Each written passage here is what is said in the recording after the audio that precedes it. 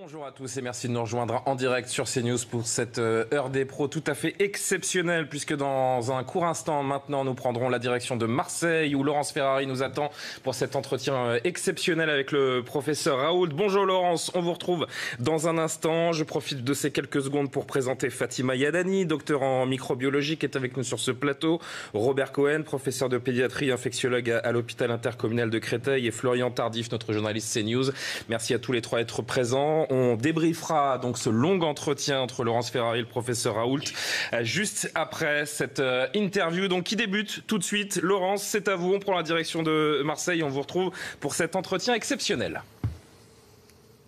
Bonjour Julien, bonjour à tous. Bonjour professeur Raoult. Bonjour. Merci de me recevoir pour CNews en direct depuis l'IHU de Marseille. C'est le plus grand centre français consacré aux maladies infectieuses. Alors, nous sommes le 19 août 2020. L'épidémie de Covid a démarré il y a 8 mois à peu près dans notre pays et a tué près de 30 400 de nos concitoyens. Aujourd'hui, les Français sont inquiets de ce qui va se passer là dans les prochains jours, à la fois dans les écoles, la rentrée scolaire, est-ce qu'elle peut être remise en cause? Dans leur vie, le masque sera obligatoire dans les entreprises, dans certaines rues aussi. Et il y a chez certains un sentiment d'inquiétude, de défiance même, vis-à-vis à la fois du corps médical et du gouvernement. Alors vous êtes un chercheur, un microbiologiste. On va prendre le temps de chercher des explications parce que je crois que vous voulez dédramatiser la situation. Aujourd'hui, est-ce que l'épidémie repart? Il y a un certain nombre de chiffres, d'indicateurs, celui de la DGS, Direction Générale de la Santé, plus 2000 nouveaux cas en 24 heures. Est-ce qu'on assiste, selon vous, professeur Raoult, à une reprise de l'épidémie ou pas? Pas, pour l'instant, ça n'a pas cette forme-là. Si vous voulez, encore une fois, et pour la énième fois, parce que je répète ça à chaque fois que je m'exprime, l'avenir d'une maladie nouvelle est imprévisible. Donc il faut se mettre ça en tête, c'est-à-dire il y a toujours des gens qui, il y a toujours eu des gens qui ont essayé de prédire l'avenir, vous savez.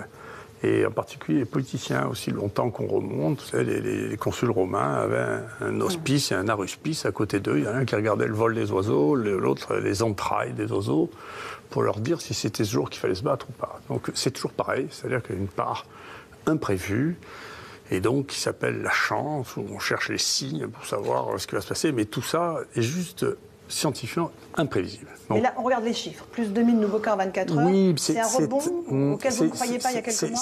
C'est très difficile à interpréter parce qu'il y a plusieurs... Ce que l'on peut faire, c'est de comparer par rapport aux maladies qui existent, en particulier les maladies qui sont transmises par voie respiratoire. La plupart des coronavirus se présentent, nous on a fait un travail là, qui est publié, il y a 4 coronavirus qui circulent maintenant de manière endémique, qui sont apparus à un moment, qui maintenant circulent de manière endémique, c'est-à-dire tout le temps, qui ont une activité saisonnière importante. Sur l'ensemble de la planète. Hein. Sur l'ensemble de la planète. Un pic saisonnier important et un fond de circulation, si vous voulez, toute l'année, avec des pics saisonniers, sans qu'on ait jamais compris pourquoi il y avait des pics saisonniers, qui est un mystère total de l'épidémiologie. Il est possible que ça prenne cette allure-là. C'est très difficile, si vous voulez, de comparer ce que nous on appelle l'incidence à la fréquence d'une maladie quand on change les outils de mesure. C'est-à-dire que quand on a commencé, la France, on le sait, il y avait un retard considérable à la mise en place des tests. Donc on sous-estimait la fréquence et on surestimait la gravité, puisqu'on testait que les gens qui ne pouvaient plus respirer dans certaines zones, pas ici. Ici, on a des données qui sont plus fiables parce qu'on a tout de suite testé beaucoup. Et d'ailleurs, au début, on se faisait faire les gros yeux parce qu'on ne testait pas assez. Maintenant, on nous dit qu'il faut que vous testiez encore plus. Je ne sais pas, à la fin, on va quand même avoir une limite à ce qu'on est capable de tester. Il y a eu des centaines, il y a encore ce matin des centaines de personnes devant l'IHU de Marseille pour se faire tester. Oui, mais ça on a toujours eu ça. On a depuis le début, on a eu beaucoup. Donc, si vous voulez, plus vous testez, plus vous trouvez de cas, mais dans les cas qu'on trouve, on est en train de regarder, les cas, ce qu'on trouve maintenant et ce que l'on trouvait en février ou en mars, ça n'est plus la même maladie. D'accord ? C'est-à-dire, ce que l'on trouve maintenant, c'est des formes très bénignes. Là, je viens de discuter avec une de nos collaboratrices qui travaille sur les données de coagulation qui trouve qu'il n'y a plus du tout de troubles de coagulation chez les gens qui rentrent maintenant. La proportion des gens qui est hospitalisée est beaucoup plus faible. On n'a eu aucun mort sur 1000 personnes. Il y a eu un mort, mais qui est vraiment... Enfin, le Covid a joué un rôle extrêmement mineur dans sa fin de vie. Et est-ce que c'est parce que le profil de ces personnes, de ces malades, a changé? Est-ce qu'ils sont plus jeunes aujourd'hui? Parce que c'est un peu la réalité. C'est ce qu'on pensait, mais c'est ce que j'ai montré hier sur ma vidéo. En réalité, c'est un peu ça. Il y a un peu plus de jeunes, si vous voulez, mais c'est pas spectaculaire. C'est pas tant que ça. C'est la maladie a changé, mais là aussi, c'est un très grand mystère des épidémies et des maladies infectieuses, si vous voulez, c'est que les maladies infectieuses, les épidémies, quand elles commencent, elles ont un rythme de transmission qui s'accélère, il y a de plus en plus de transmissibilité, elles deviennent de plus en plus graves, et puis ceci diminue sans qu'on ait jamais compris pourquoi. Certains pensent que c'est l'immunité de la population qui a changé, mais ça n'a toujours été qu'une hypothèse. Mais les épidémies disparaissent toujours. Hein. Donc les épidémies de peste du Moyen-Âge, ça s'arrêtait aussi. Vous voyez, donc il y a les épidémies de variole, c'est très bien décrit, hein, les épidémies de variole au cours du XVIIe, XVIIIe siècle. Il y avait des épidémies de variole, puis ça s'arrêtait. Il y a les épidémies de rougeole, puis ça s'arrêtait. Donc comment ça s'arrête et pourquoi ça s'arrête? Encore une fois, on a toujours spéculé que c'était le taux de protection d'immunité de la population, mais ça n'a jamais été démontré, c'est pas clair. Donc là, vous n'êtes pas inquiet de cette reprise potentielle de l'épidémie? Non, écoutez, dans ce qu'on a actuellement, si on prend toutes choses égales par ailleurs, là, ces données que j'ai données, nous, on a des données pour tous les coronavirus, donc les 4, on a des données pour 3 paramyxovirus, 2 virus de la grippe, le virus respiratoire syncytial, les adénovirus. Cette maladie-là n'est pas plus mortelle que les autres. C'est les maladies virales respiratoires qui arrivent jusqu'à l'hôpital. Leur mortalité est de 0 à 1%. Là, on est très très loin de 1%. On est beaucoup plus bas que ça. Moi, je crois qu'il va falloir se mettre à l'idée que c'est rentré dans le paysage. Ça disparaîtra ou ça disparaîtra pas. Mais encore une fois, la prévision de ça, il faut voir les astrologues pour ça. Mais globalement, moi, je ne sais pas pourquoi il y a des années où il y a de la grippe A, des années il n'y en a pas, des années il y a de la grippe B, des années il n'y en a pas. Pourtant, Dieu sait que la grippe, on la connaît, on l'a surveille. Pourquoi il y a des années où il y a 0 grippe A ou 0 grippe B, puis l'année d'après, il y en a plein? C'est incompréhensible. En 2017, la grippe a tué plus que le Covid a tué cette année. Enfin, il y a comme ça des maladies virales qui circulent, qu'on comprend mal, et qui font partie de l'histoire de notre interaction avec notre environnement. C'est comme ça. On va parler tout à l'heure de la thérapeutique, de l'hydroxychloroquine, dont vous continuez de dire que c'est aujourd'hui le seul traitement qui fonctionne et qui n'a aucun effet secondaire. On va parler du vaccin aussi. Il y a beaucoup d'incertitudes et d'annonces faites par certains pays autour des vaccins. Mais on va parler des masques, si vous le voulez bien, les fameux masques, parce que parmi les 2 mesures de prévention, les masques et les tests, le masque, c'est le grand sujet du jour. Certaines villes l'imposent dans la rue, Marseille en partie, Paris également. 130 CRS ont été envoyés en renfort ici pour obliger la population à le porter dans la rue, 700 opérations de contrôle, le porte-parole du gouvernement qui vient. Est-ce que c'est de la communication, tout ça? Ma question, c'est est-ce qu'il est prouvé scientifiquement que le masque protège absolument du Covid-19? La chose qui est démontrée scientifiquement, c'est que le masque protège les gens dans le domaine du soin. Voilà. C'est-à-dire quand vous soignez quelqu'un, bien entendu, vous avez des contacts très proches. Quand vous auscultez quelqu'un, que vous mettez votre stéthoscope sur la poitrine de quelqu'un, il vous souffle dessus. Là, moi, il y a un travail que j'ai révisé récemment où les gens regardaient quand on fait une trachéotomie, le risque de transmission autour d'une trachéotomie qui est assez important. Hein. Donc il faut là toute la pièce qui soit protégée. Ça, c'est assez clair. Pour le reste, rien n'est clair, rien n'a été démontré sur le plan de la transmission virale.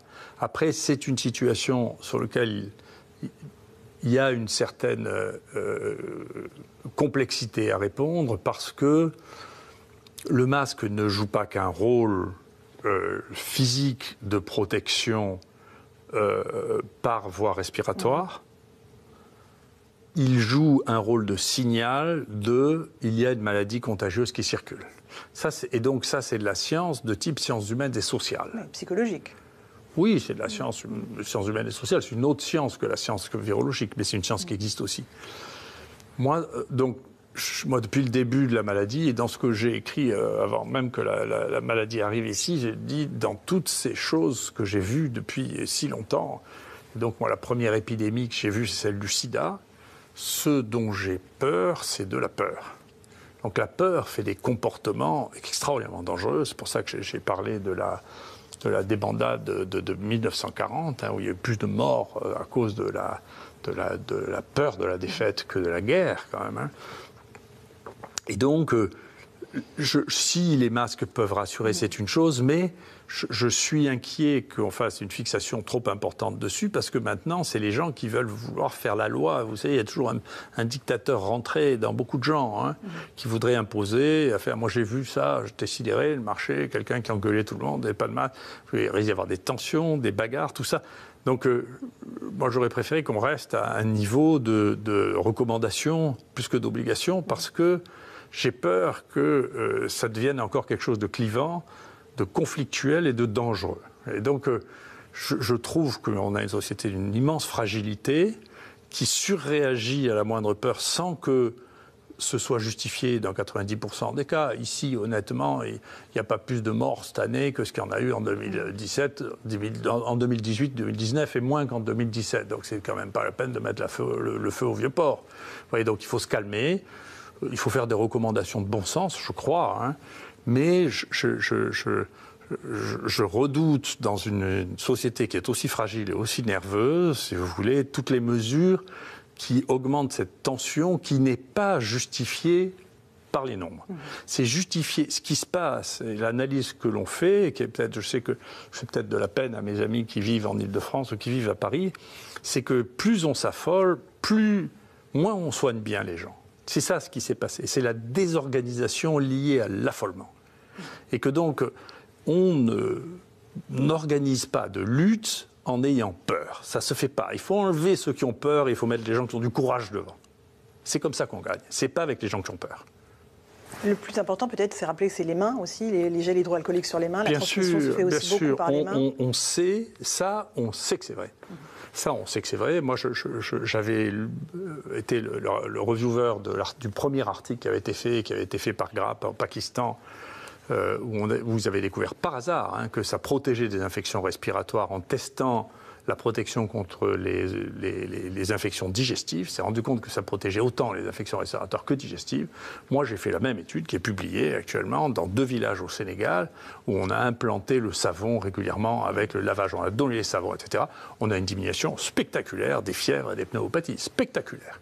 Donc, le lavage des mains, le passage de l'eau alcoolisée. Et là, j'avais communiqué avec le ministre pour lui dire, et ça a été suivi d'effets immédiats. On n'arrivait pas à trouver, là aussi, les gens, une complexité. L'OMS avait recommandé une formation hydroalcoolique dans laquelle il fallait qu'il y ait la glycine, de l'eau oxygénée, et puis je sais pas quoi. C'est l'alcool à 70 degrés qui tue les bestioles. Donc il faut avoir de l'alcool à 70 degrés, dénaturé pour pas que les gens le boivent, pour que c'est mauvais goût. Voilà. Et avec ça, si on le passe 20 fois par jour, les mains avec quelques gouttes d'alcool, le risque de transmission est extrêmement faible. D'ailleurs, je recommande à vos spectateurs et à vous-même de faire de la science, pour une fois, c'est-à-dire de l'observation. Observez n'importe qui autour de vous et posez-vous la question de savoir s'il a un rhume, comment il va vous le transmettre. Vous serez sidéré, en réalité, sauf s'il va par vraiment... mille façons différentes, j'imagine. Non, s'il est bien élevé, il ne va pas vous éternuer dessus, sinon il est dégoûtant, il faut que vous éleviez les gens. Mais il va mettre ça dans un mouchoir, ou il va essuyer son nez avec le truc, il va mettre la main avant la bouche, et puis ensuite il va toucher des choses que vous-même... Et vous allez, si vous l'observez pendant une demi-heure, vous allez comprendre qu'en réalité, c'est pas possible que ça passe par voie respiratoire. Ça passe par les mains. C'est par les mains ou éventuellement par les vêtements, si les gens s'essuient sur la manche, qui est encore pas très coquet. Mais c'est par les mains que ça passe. Si on observe, si on accepte de sortir d'une fausse science qui a 50 ans, on a montré des grosses images de gens qui ils éternuent, c'est pas vrai. Voilà, c'est pas comme ça que ça se passe par les mains. Et il suffit d'une demi-heure d'observation à chacun d'entre nous pour voir qu'il n'est pas possible que ça passe par autre chose que par les mains et ensuite sur les objets inanimés. Professeur Raoult, est-ce qu'on se trompe de guerre sanitaire avec les masques et le confinement? On va en parler tout de suite. Est-ce que ce sont les nouvelles lignes Maginot? Encore une fois, est-ce que vous avez évoqué la peur, la panique qui cause plus de morts que la maladie elle-même? Est-ce vous évoquez une dictature hygiéniste? Si vous voulez, c'est pas le contrôle des comportements fait partie de l'organisation sociale aussi primitive que ce qu'on la connaît. C'est comme ça. Donc il faut relire Lévi-Strauss. Toutes les sociétés ont une organisation sociale avec des règles. Parmi ces règles, les règles hygiéno-diététiques, c'est la Bible, font partie de qu'est-ce qu'on mange pas. On sait très bien pourquoi il ne fallait pas manger de porc. C'est parce que le porc mal cuit donne des maladies dont on reconnaît tout de suite le lien de causalité avec le porc. Donc c'est un animal dangereux à manger cru en particulier. Pourquoi il faut manger cuit et pas cru quels sont les aliments défendus parce qu'ils sont possiblement empoisonnés ou parce qu'ils sont...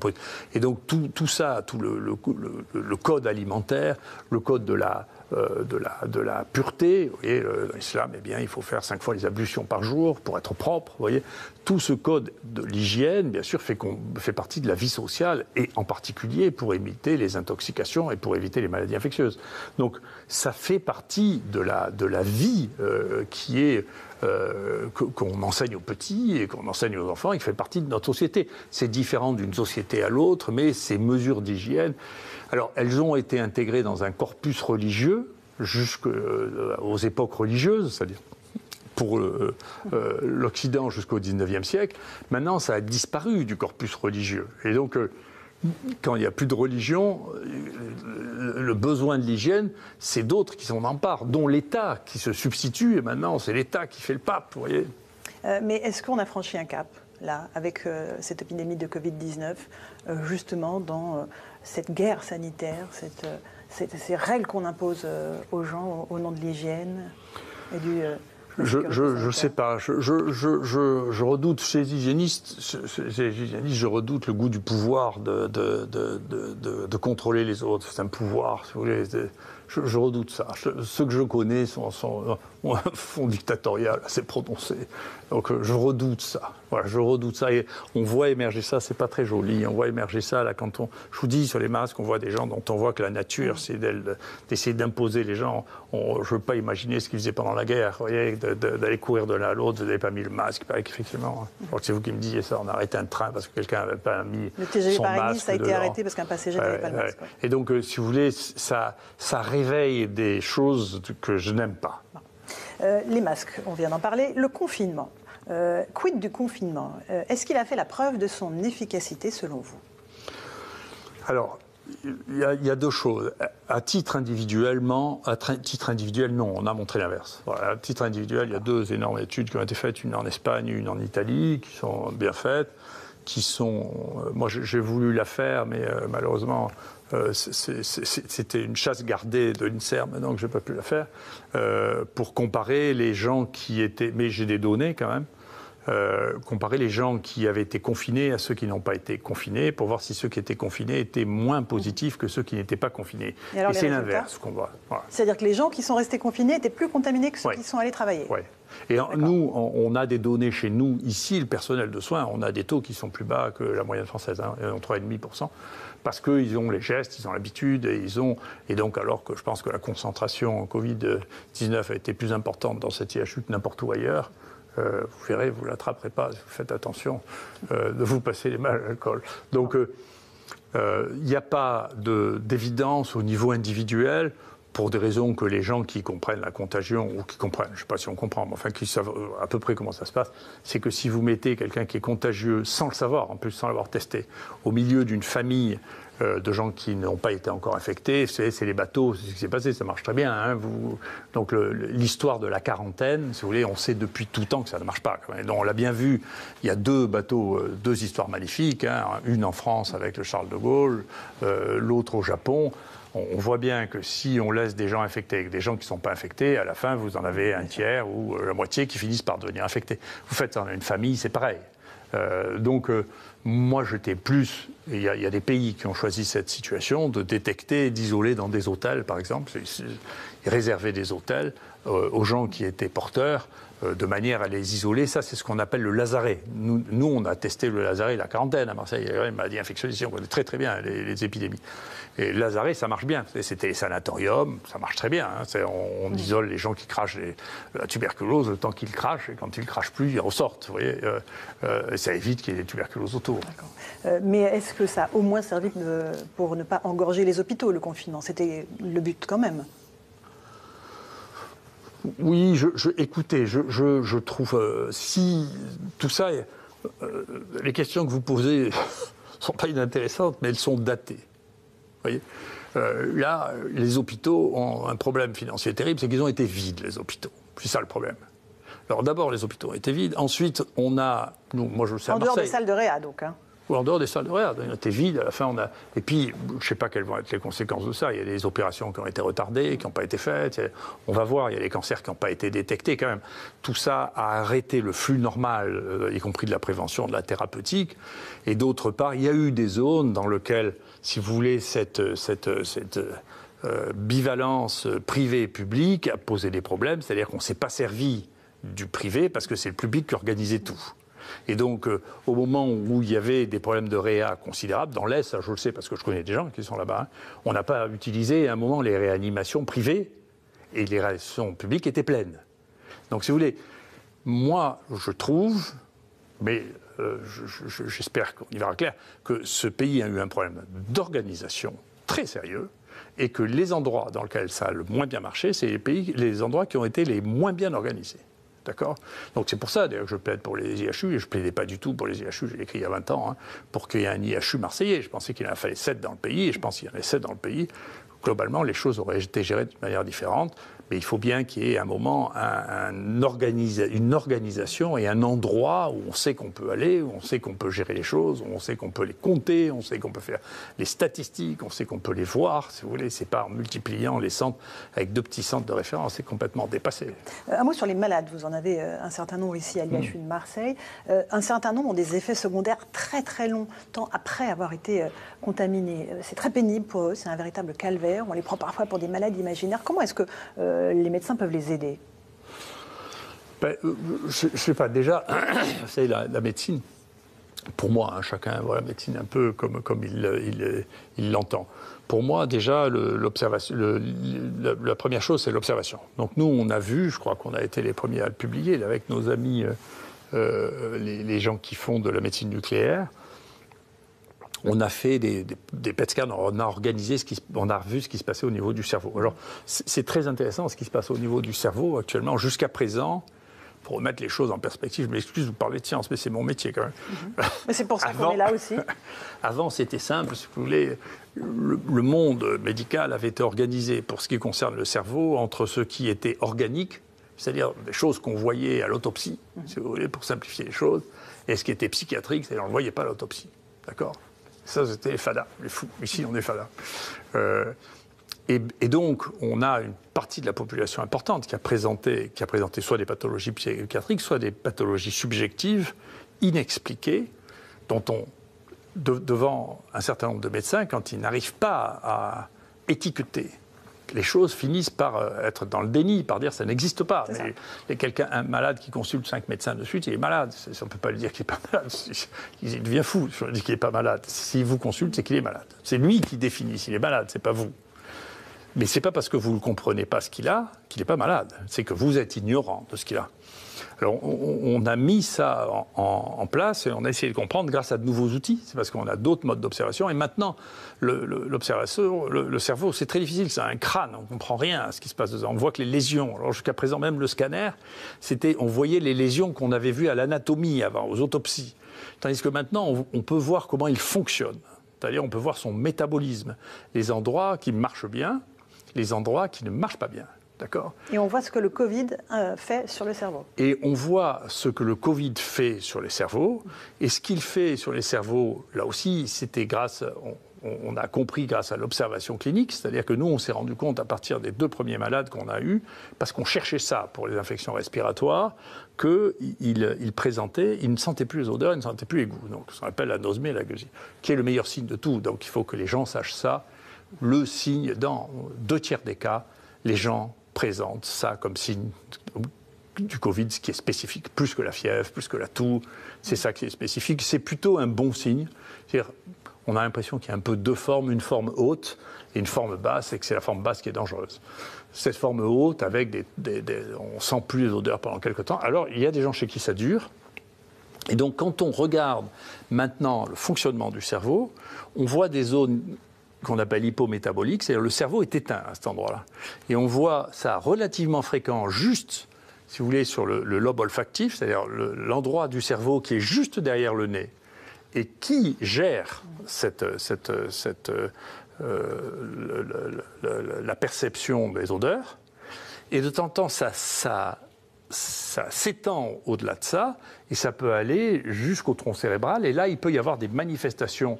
Alors, ça passe par une autre zone qui s'appelle la zone limbique, qui peut expliquer des troubles de la concentration, des difficultés à refonctionner, et puis ça peut aller encore plus en arrière, sur le tronc cérébral, et donner des douleurs, si vous voulez, que maintenant, qu'on n'arrivait pas à étiqueter il y a encore 5 ans, qu'on arrive à étiqueter avec des outils nouveaux, de la technologie nouvelle, qui nous permet de voir l'activité métabolique. On envoie du sucre, le cerveau est très avide de sucre, du sucre marqué, et donc les endroits dans lesquels il n'y a pas de sucre marqué, c'est que le cerveau ne marche plus, vous voyez. Et donc on le voit maintenant. Comment on peut soulager ces douleurs ? Il y a des traitements qui fonctionnent pour ces malades ? Pour l'instant, on en est encore une fois au stade de l'observation, de comprendre. D'abord, on va essayer de comprendre en fonction du traitement qu'ils ont reçu, s'ils ont plus ou moins si on peut prévenir plus ou moins ces douleurs. Mais surtout, si vous voulez, quand on a une cible, c'est-à-dire quand on peut voir les modifications, ça y est, on peut avoir des médicaments. C'est-à-dire on peut visualiser l'effet. Tant qu'on n'avait pas de visualisation, on n'avait que des effets subjectifs qui sont... C'est extraordinairement difficile à évaluer, les effets subjectifs, d'autant qu'il y a des effets... Nous sommes suggestionnables. C'est-à-dire que moi, je peux vous rendre malade et je peux vous faire du bien, avec rien. D'accord ? Tout le monde sait ça. C'est pour ça qu'il y a des guérisseurs, c'est pour ça qu'il y a des... Donc, chez nous, on appelle ça l'effet placebo ou l'effet nocebo. Et on sait très bien, moi, je sais très bien faire les ponctions lombaires et vous n'aurez pas mal.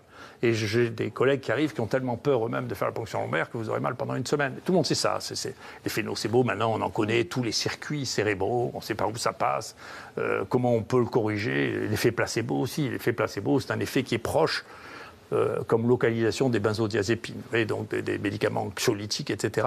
Ça se localise au même moment, c'est au même endroit. Donc vous avez toutes ces choses qui apparaissaient magiques, qui ont été dans le déni du scientisme. Vous savez, on a vécu une époque un peu bête avec le scientisme, qui a fini par nier tout ce qu'il ne comprenait pas, ce qui est une bêtise. C'est une attitude profondément anti-scientifique. D'accord. Un mot des tests de dépistage. On a beaucoup plus de tests de dépistage aujourd'hui en France, mais est-ce qu'ils sont fiables ? Est-ce que la fiabilité scientifique de ces tests est imparable ? Vous savez, en médecine, c'est rare que les choses soient oui-non. Donc, c'est mieux de faire des tests que de ne pas faire de tests. Mais je vais vous donner un exemple qui est... moi qui est le premier sur lequel j'ai été amené à réfléchir, encore une fois, qui était le sida.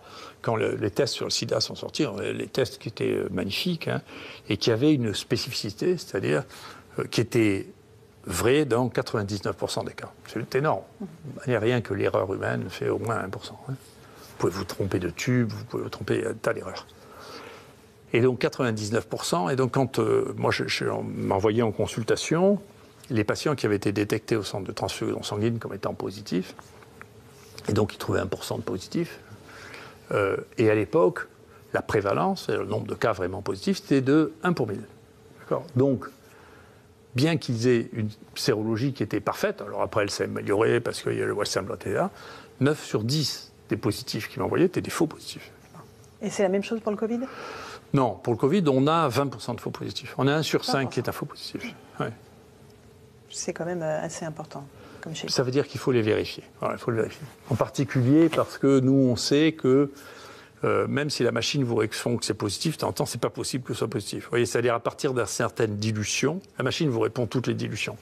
Nous, on a mesuré ça très précisément. On part avec des morceaux d'acide nucléique, d'autre part en quantifiant les virus. On sait qu'au-delà d'une certaine dilution, c'est pas vrai. Voilà. parce que les acides nucléiques, c'est volatile, c'est extrêmement difficile de s'en débarrasser. Vous savez, on a des collègues qui manipulent un virus à la faculté de médecine. Ils se sont rendus compte qu'ils avaient des faux positifs ici, alors qu'ils n'ont jamais manipulé les virus, parce que ça se colle sur les cheveux, les vêtements. Donc, c'est bien pire que les virus. Hein, les acides nucléiques, c'est des molécules qui sont mais dans on est au l'air. niveau quand même maintenant au niveau des tests. Pardon ? La France est au niveau maintenant au niveau des tests. En termes de nombre, oui, je crois. Hein. Okay, ouais. Après, j'ai l'impression que beaucoup de gens ont des problèmes parce que nous, on en reçoit de plus en plus, parce que les gens n'arrivent plus à assumer, parce que du coup, je pense là aussi, qu'il faut un peu rassurer la population, parce que les gens voudraient se faire, on ne va pas pouvoir tester 65 millions de gens une fois par semaine, c'est ça, on ne peut pas le faire. Donc, il faut se calmer, hein. Donc il faut revenir, c'est pas pire que la grippe, il ne faut pas s'affoler, si on n'a pas de signe, il ne va rien vous arriver, les jeunes... je ne sais pas ce qu'il faut faire pour tuer les jeunes, mais enfin, il faut faire vraiment un truc exceptionnel. Donc, il faut se calmer, il ne faut pas se disputer parce qu'il y en a un qui n'a pas de masque, il ne faut pas commencer à se battre parce que on va bientôt avoir des meurtres. Parce que, et je le rappelle bien, il faut se calmer, faut se calmer. C'est une maladie virale comme une autre actuellement. En plus, encore une fois, qu'est-ce que vous voulez de plus ? Nous, les 1000 derniers cas, aujourd'hui, on a encore un peu plus qu'hier, donc on a 1100, donc 1000 premiers cas. Écoutez, il n'y a pas un mort inattendu là-dedans, quoi. Et nous, encore une fois, à Marseille, il n'y a pas plus de morts cette année que là. Donc, si on fait les choses correctement, il n'y a pas de drame, il ne se passe pas, c'est quelque chose de nouveau, et quelque chose d'ancien qui disparaîtra, ça va. Les traitements, on va évidemment parler de l'hydroxychloroquine. La foire aux essais internationaux, et je dis le mot foire à Essian, n'a pas permis d'avoir une reconnaissance officielle, pour l'instant, de l'efficacité de l'hydroxychloroquine, dont vous préconisez évidemment l'utilisation en association avec l'azithromycine. Je rappelle d'ailleurs que l'hydroxychloroquine et ce traitement, hors essai clinique, est interdit dans notre pays depuis le 27 mai. Est-ce que, encore une fois, vous avez tenté de parler aux autorités de la santé pour inverser cette interdiction et la faire lever ? Et est-ce que vous maintenez que ce traitement est le seul qui fonctionne aujourd'hui ? Si vous voulez, moi, après, si vous voulez, une des positions qui est très différente de ce que peuvent avoir. Je comprends bien que vous ne puissiez pas avoir la même perception des choses. Moi, je perçois les choses en direct. Est-ce que vous les percevez que de manière indirecte ? Donc, vous dites, et d'ailleurs on apprend ça dans l'école de journalisme, vous savez que je les connais, on apprenait ça en disant, écoutez, il faut que vous ayez quelqu'un qui est d'un côté et quelqu'un qui est de l'autre, et comme ça vous faites une évolution impartiale. Mais moi, ce n'est pas mon problème. Mon problème, c'est que nous, on a traité maintenant plus de 4000 malades avec ça. On a une mortalité qui est de 0,45%, si vous voulez. Je ne vois pas comment on peut faire mieux que ça. Ce sera d'ailleurs jamais possible de démontrer. C'est impossible techniquement de montrer qu'il y a mieux que ça. Et depuis le début, honnêtement, personne ne pouvait penser que le remdesivir allait pouvoir être prescrit dans cette maladie. C'est l'autre médicament. C'est l'autre médicament, parce que c'est un médicament qui est un antiviral pur, ce qui n'est pas le cas de médicaments qu'on donne, qui ont tous les deux une activité immunitaire et virale. Hein. Donc ils peuvent marcher à toutes les étapes. Mais le remdesivir peut marcher que sur la période virémique, qui est celle où les malades ne sont pas graves. Et c'est un médicament qu'on donne par perfusion. Et c'est un médicament qui donne des insuffisances rénales. Donc vous n'allez pas donner ça à des gens avec des taux de mortalité aussi bas, à 1 pour 1000. Là, vous n'allez pas leur donner un truc qui donne des insuffisances rénales dans 10% des cas et par perfusion. Enfin, c'est pas possible. On leur donne des comprimés, ils rentrent à la maison. Donc, c'est pas possible. Il n'y avait pas d'alternative en réalité. Donc, c'est ça ou rien. Maintenant, si vous voulez, il y a une espèce de folie qui je pense que ça marquera beaucoup les épistémologistes, hein, c'est les gens qui font l'analyse des sciences. Ce qui s'est passé autour de l'hydroxychloroquine est unique. Enfin, unique. Non, il y a eu le même scandale avec le Lancet, avec le choléra au 19e siècle, Snow. Donc, ce pauvre Snow qui avait découvert comment le choléra était transmis à Londres a failli être crucifié. Il y a eu la même chose avec la peste, avec le Lancet aussi, où les Anglais avaient publié en extrême urgence un papier anti-français qui prétendait que la peste, en réalité, ce qui était présenté, c'était le pneumocoque. Donc, c'est pas la première fois qu'il y a des erreurs. Cette taille-là, et là, c'est pas le Lancet, c'est le Lancet. Lancet, qui est une grande publication scientifique mondiale reconnue dans le monde entier. Les trois grandes publications scientifiques, si vous voulez, c'est pour ça que c'est un phénomène qui est un phénomène extrêmement important. Moi, je pense que c'est un phénomène de bascule de notre société vers l'Extrême-Orient. C'est l'écroulement d'un monde. Hein. Pour moi, c'est une puissance phénoménale. Parce que le New England a fait la même chose, avec les mêmes, dont vous avez 5 pieds nickelés. Personne ne connaît ces gens, personne ne sait qui c'est, ils ne filent aucune de leurs données, ils produisent des trucs que personne ne peut croire. Enfin, personne dans mon labo ne peut croire ce qui était publié dans le New England, et 2 papiers dans le Lancet et 1 dans le New England, qui sont publiés comme ça. Et dont le seul intérêt était d'être à la mode, parce que c'était le Covid, et d'être ce qui était une épidémie, de dire que l'hydroxychloroquine, c'était pas ça. Et donc, un médicament que 2 milliards de personnes ont pris, brutalement tué entre 10 et 30% des gens. Mais comment on peut croire une chose comme ça ? On peut simplement croire ça. Moi, je ne sais pas, la première chose qu'on m'a demandé, j'ai un très bon ami qui était extrêmement proche des signaux. Il me dit, qu'est-ce que tu en penses ? Il m'appelle le vendredi soir. Écoute, ça, je regarde ça le week-end, mais écoute, je ne peux pas croire que ça tue 10% des gens. Donc vous maintenez qu'il n'y a pas d'effet secondaire grave avec la prise de chloroquine ? Mais non. Il n'y en a pas. Pas de problème cardiaque, tous les médecins non. Qui Écoutez, ont souligné cela. Écoutez, c'est après... Une autre chose, médicalement, que j'ai essayé d'expliquer la semaine dernière en essayant de donner un cours de médecine, la chloroquine ou l'hydroxychloroquine, c'est un médicament, mais c'est un médicament qui a une posologie, c'est-à-dire il ne faut pas donner 12 comprimés. Si vous voulez, le Doliprane, d'accord ? Le Doliprane, si vous regardez vraiment le Doliprane, je vous suggère de faire ça, vous le regardez sur Wikipédia. Comme ça, vous ne direz pas, c'est pas M. Raoult. M. Raoult m'a juste donné le Doliprane, ça tue 100 fois plus que l'hydroxychloroquine, quand même, il faut être sérieux. C'est la première cause de suicide utilisée, le Doliprane. Donc, c'est la première cause d'intoxication médicamenteuse au monde, le Doliprane. D'accord, ça fout des insuffisances hépatiques terribles. La plupart des gens qui sont morts de chikungunya à La Réunion sont morts à cause du Doliprane. C'est un truc qui foutait des douleurs épouvantables, qui durait longtemps. Et la différence entre la dose thérapeutique et la dose toxique pour le Doliprane est extrêmement basse. Personnellement, je trouve que ça ne devrait être prescrit que sur ordonnance. D'accord. C'est infiniment plus dangereux que l'hydroxychloroquine. Et l'hydroxychloroquine, tout le monde s'en fichait, c'était prescrit sans ordonnance il y a 1 an. Et donc on passe de sans ordonnance, vous n'avez plus le droit de prescrire de tout, il ne s'est rien passé entre les deux. Vous croyez ça, mais c'est parce que vous croyez au conte de fées, mais moi j'y crois plus depuis longtemps, je regrette d'ailleurs. Je raconte à mes petits-enfants, mais j'y crois pas, vous voyez. Vous avez demandé au patron de l'agence du médicament de suspendre cette interdiction de l'utilisation de l'hydroxychloroquine. Oui. Vous avez eu une réponse ? Oui, il m'a dit qu'il réfléchissait, c'est bien. D'accord. On perd du temps ? On perd du temps selon vous ? Écoutez, je ne veux pas, si j'avais voulu faire la politique, j'en aurais fait. Je ne fais pas de politique. Donc ce que je fais ce que je dois, et je veux pouvoir dormir le soir en me disant que j'ai fait ce que je devais. Voilà, je fais ce que je dois. J'espère qu'ils dorment aussi. Et j'essaie d'être lucide en même temps. Donc on peut toujours dormir en manquant de lucidité. Moi, je cultive la lucidité et l'estime de moi. Je veux pouvoir dormir en ayant le sentiment d'avoir fait ce que je dois. Et le sentiment de l'estime de moi est plus important que toute forme de peur. Et donc je fais ce que je dois. Pas vous dire mieux.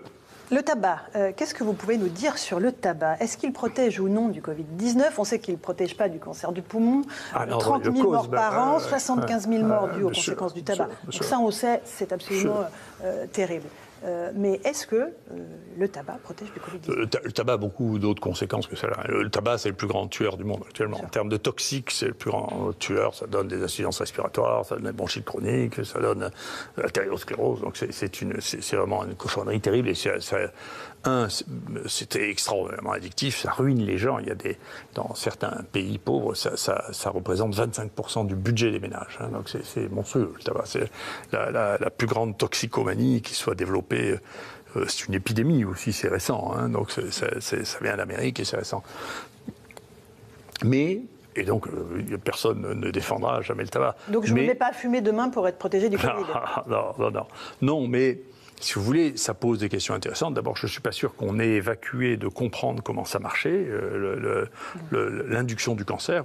L'induction des infections respiratoires, on comprend, c'est un truc irritatif et que si vous irritez des bronches pendant 50 ans, enfin, honnêtement, c'est naturel qu'il se passe quelque chose. On arrive à le comprendre, c'est une chose assez simple. Le cancer, c'est compliqué. Ce qui est intéressant, c'est que des gens se sont rendus compte par hasard que dans le cas du Covid-19, les gens qui fumaient étaient moins touchés. Et ce qui était, alors que l'hypothèse qui était testée était l'hypothèse inverse, c'est-à-dire dans des groupes qui étaient étudiables, on pensait que les gens qui fumaient, qui souvent sont regroupés ensemble parce qu'on les marginalise, étaient regroupés ensemble, avaient un taux de transmission plus élevé, puis ils n'ont pas de masque. Et il s'est trouvé l'inverse. Donc c'est un phénomène intéressant. Et je suis très intéressé parce que je connais au moins 2 Français qui ont écrit ça dans un papier et qui ont été censurés. On leur a demandé d'enlever ça, parce qu'il ne faut pas le dire. Pourquoi? C'est pas conforme aux règles de santé publique? Parce que, oui, et parce qu'il y a un mouvement scientifique qui a commencé d'ailleurs en France, qui s'appelle en anglais Matter of Fact or Matter of Concern, et qui concluait que quand ça représente un problème, le problème doit prendre le dessus sur le fait. Bien sûr, ce qui est une attitude anti-scientifique. Mais qui est extrêmement répandue, et beaucoup de journaux scientifiques actuellement sont des journaux d'opinion, sont des journaux d'opinion. En fait, un journal d'opinion dans lequel ils donnent leur opinion sur Trump, sur machin tout. Donc c'est plus un journal académique, c'est un journal d'opinion, d'accord. Donc sur ce qui est bien, ce qui n'est pas bien, ce qui est vrai. Et donc à partir de ce moment-là, la capacité, là aussi, vous avez un conflit d'intérêts. Si vous avez une opinion sur la fin, vous n'êtes plus capable d'évaluer, vous n'êtes plus capable de prendre l'analyse scientifique. Et c'est dommage parce que, du coup, basé sur ces éléments, nous, on avait travaillé sur le tabac, on avait travaillé sur les virus du tabac. Le premier virus étudié dans l'histoire de la virologie moderne, c'est le virus de la mosaïque du tabac. C'est un virus très résistant et qui a des quantités colossales dans le tabac. Donc on avait fait un travail là-dessus en regardant si quand les gens fumaient, eh bien, on retrouvait le virus dans leur bouche. La réponse c'est oui. On retrouve dans le tube digestif aussi, oui. Et c'est des virus qui se comportent, les virus ARN aussi, qui sont susceptibles, qui ressemblent aux virus qui manipulent les génomes.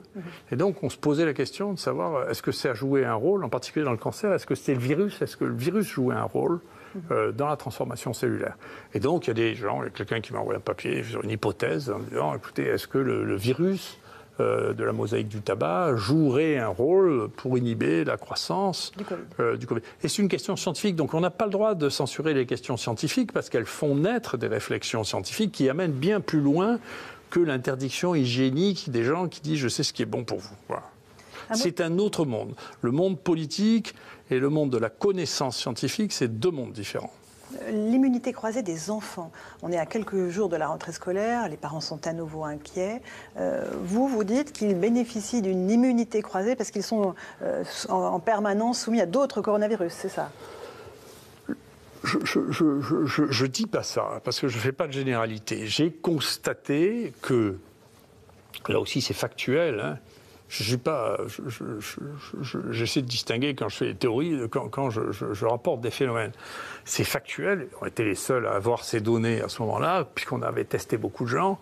Factuellement, on voyait qu'il y avait extrêmement peu d'enfants qui avaient des anticorps, de manière significativement bien moindre que les autres, alors que si on regardait les autres maladies infectieuses respiratoires, ils en ont plus. On a publié ça, hein. Donc il y a plus d'enfants qui font de la grippe, du virus respiratoire syncytial, de machin tout. C'est une des raisons pour lesquelles on pense qu'il faut vacciner les enfants contre la grippe, hein, et que c'est ça qui risque d'être beaucoup plus efficace pour la santé publique, hein, qu'autre chose, alors qu'en France on ne le fait pas. Ça se fait en Angleterre, aux États-Unis. Puis il y a des enfants qui meurent de grippe, hein, tandis que les enfants qui meurent de Covid, il n'y en a pas pour l'instant. Donc on pourrait... Il y a eu 2 cas en France. Oui, il faut... Un petit enfant de 10 ans et une fille. Donc... il y a vraiment un élément là qui est distinct de ce qu'on a d'habitude. Et puis il y a une jeune femme chez nous qui a fait une enquête dans les familles, si vous voulez, pour analyser dans les familles qui étaient au milieu d'une fête quel était le taux d'attaque, c'est-à-dire le nombre de gens positifs, symptomatiques ou non, porteurs ou non, entre les adultes et les enfants, et qui a montré qu'il y a une différence significative entre les enfants et les adultes. Donc les enfants sont moins sensibles. Nous avons posé l'hypothèse, il y a plusieurs personnes qui ont repris cette hypothèse et qui trouvent que c'est vrai, que parmi les coronavirus qui circulent, il y en a 2 qui sont relativement proches de celui-là, qui circulent à un niveau très important, qui donnent, comme ce virus, des porteurs asymptomatiques, qu'il est bien possible que ce soit ça qui les protège, d'autant que quand on regarde avec des sérologies un peu plus techniquement révélatrice, on voit qu'il existe des anticorps contre le Covid-19 avant que le Covid-19 apparaisse. Donc on voit bien que c'est d'autres choses qui ont produit ça. Donc maintenant, est-ce que ça va être vrai? C'est-à-dire la durée de cette protection des anticorps croisés ou de l'immunité croisée, on ne la connaît pas. Est-ce que ça va être vrai l'année prochaine? J'en sais rien, parce que cette année, on a bien étudié ça. On a eu les 4 coronavirus avant d'avoir le 5e. Et donc, il est bien possible que les 4 épidémies de coronavirus habituelles qui ont circulé aient protégé contre le 5e. Et on ne sait pas ce qui va se passer l'année d'après. Vous voyez, donc, il ne faut pas faire une généralité d'une observation ponctuelle. Ce que l'on sait, c'est que les enfants, en 2020, pendant les 6 premiers mois de 2020, étaient relativement protégés contre le Covid-19. Vous évoquiez le vaccin. Il y a de nombreux pays qui annoncent avoir trouvé le vaccin. La Russie, Vladimir Poutine, l'Australie aussi, qui dit avoir trouvé un candidat vaccin et qui veut le rendre obligatoire pour sa population. Est-ce que vous avez des informations au sujet de ces vaccins qui sont en cours de fabrication? Il y en a de très nombreux qui sont étudiés dans le monde entier. On voit que les milliards de dollars pleuvent dans tous les sens.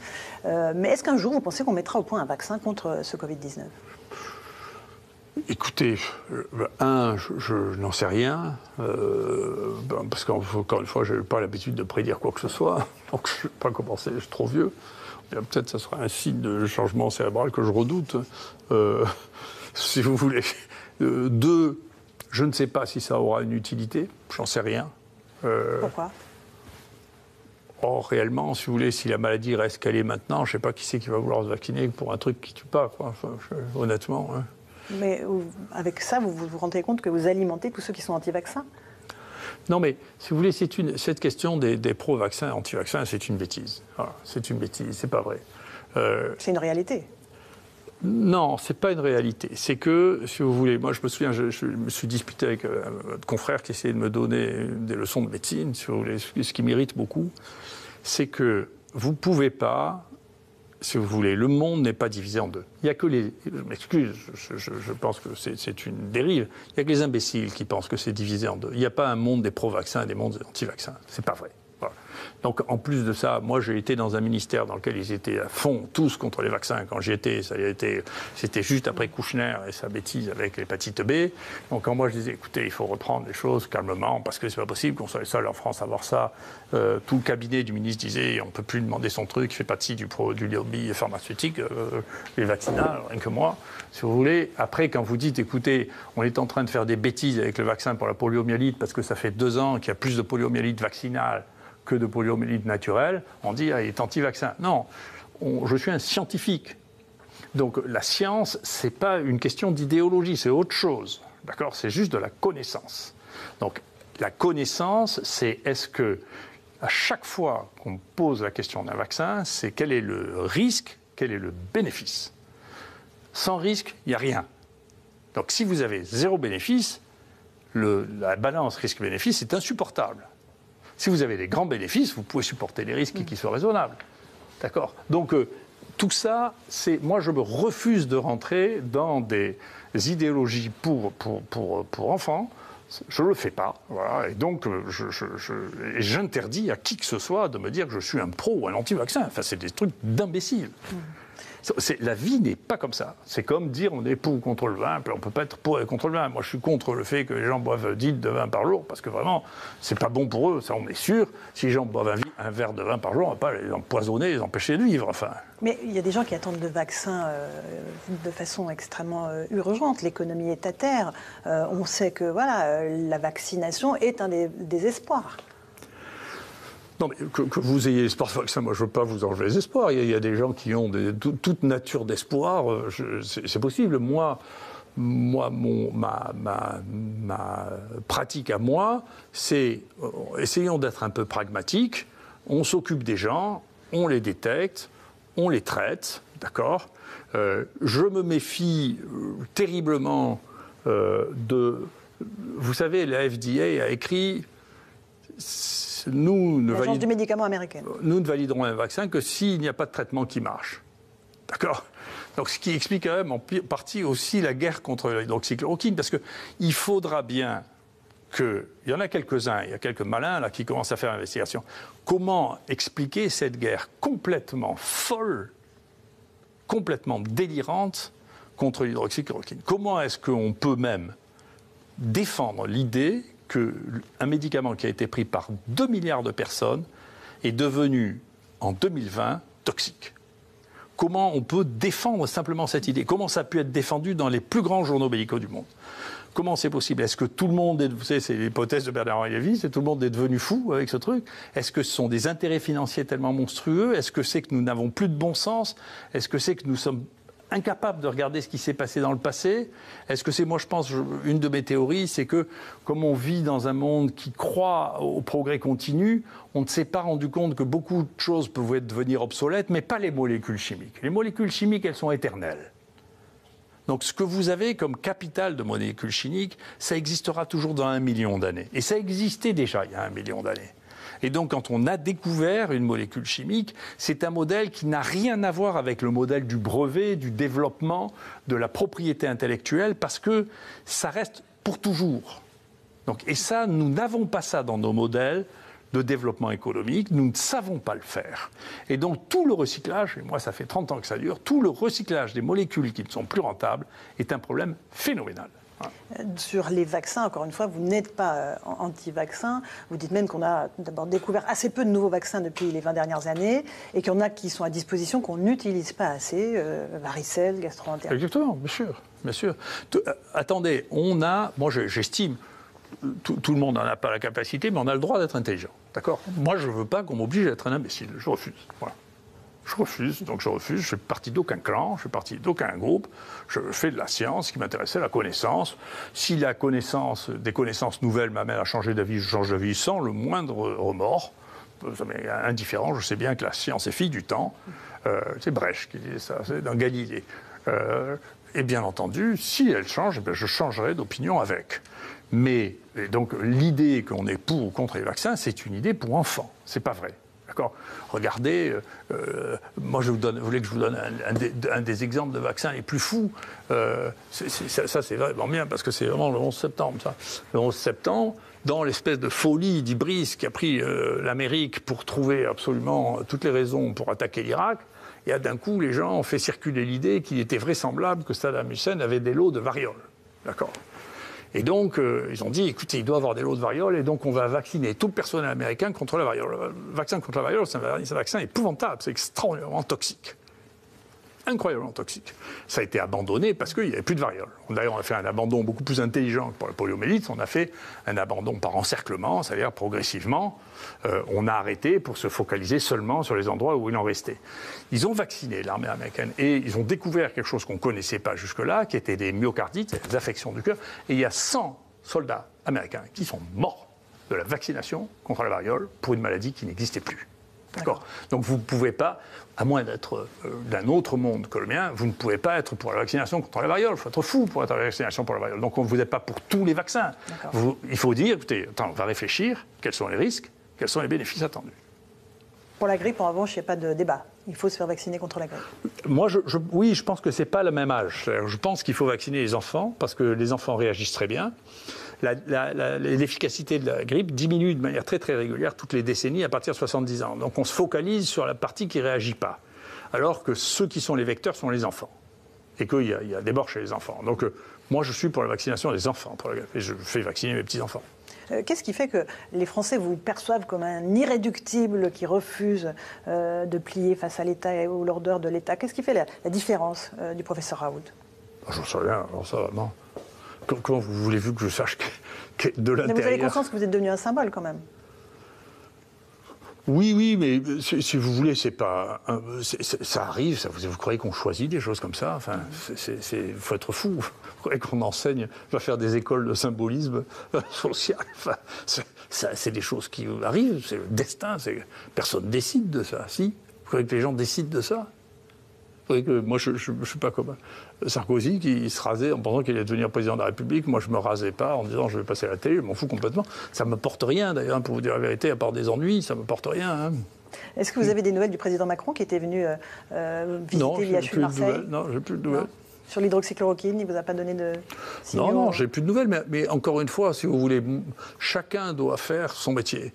Moi, je suis content que, et je l'ai dit, nous avons fait ici, sous l'impulsion de la présidence de Sarkozy, une opération qui était unique, qui a été prolongée par le président Hollande, qui a été prolongée par le président Macron, qui est de créer des instituts modernes qui ont une puissance suffisante pour faire face à des situations et pour pouvoir avoir une dimension internationale. On a créé ça. Moi, mon rôle, c'est de le faire fonctionner et de montrer que dans ce type de situation, nous sommes capables de faire face à la situation. Donc ça, c'est mon rôle. Après, le rôle de l'État, c'est de transformer ce que nous avons fait en quelque chose qui est utile pour la société en général. Ce n'est pas le mien de rôle, ça, c'est le leur. La décision politique est une décision qui est aussi complexe et aussi multifactorielle que la décision médicale. C'est compliqué. Ça ne se règle pas en oui ou non.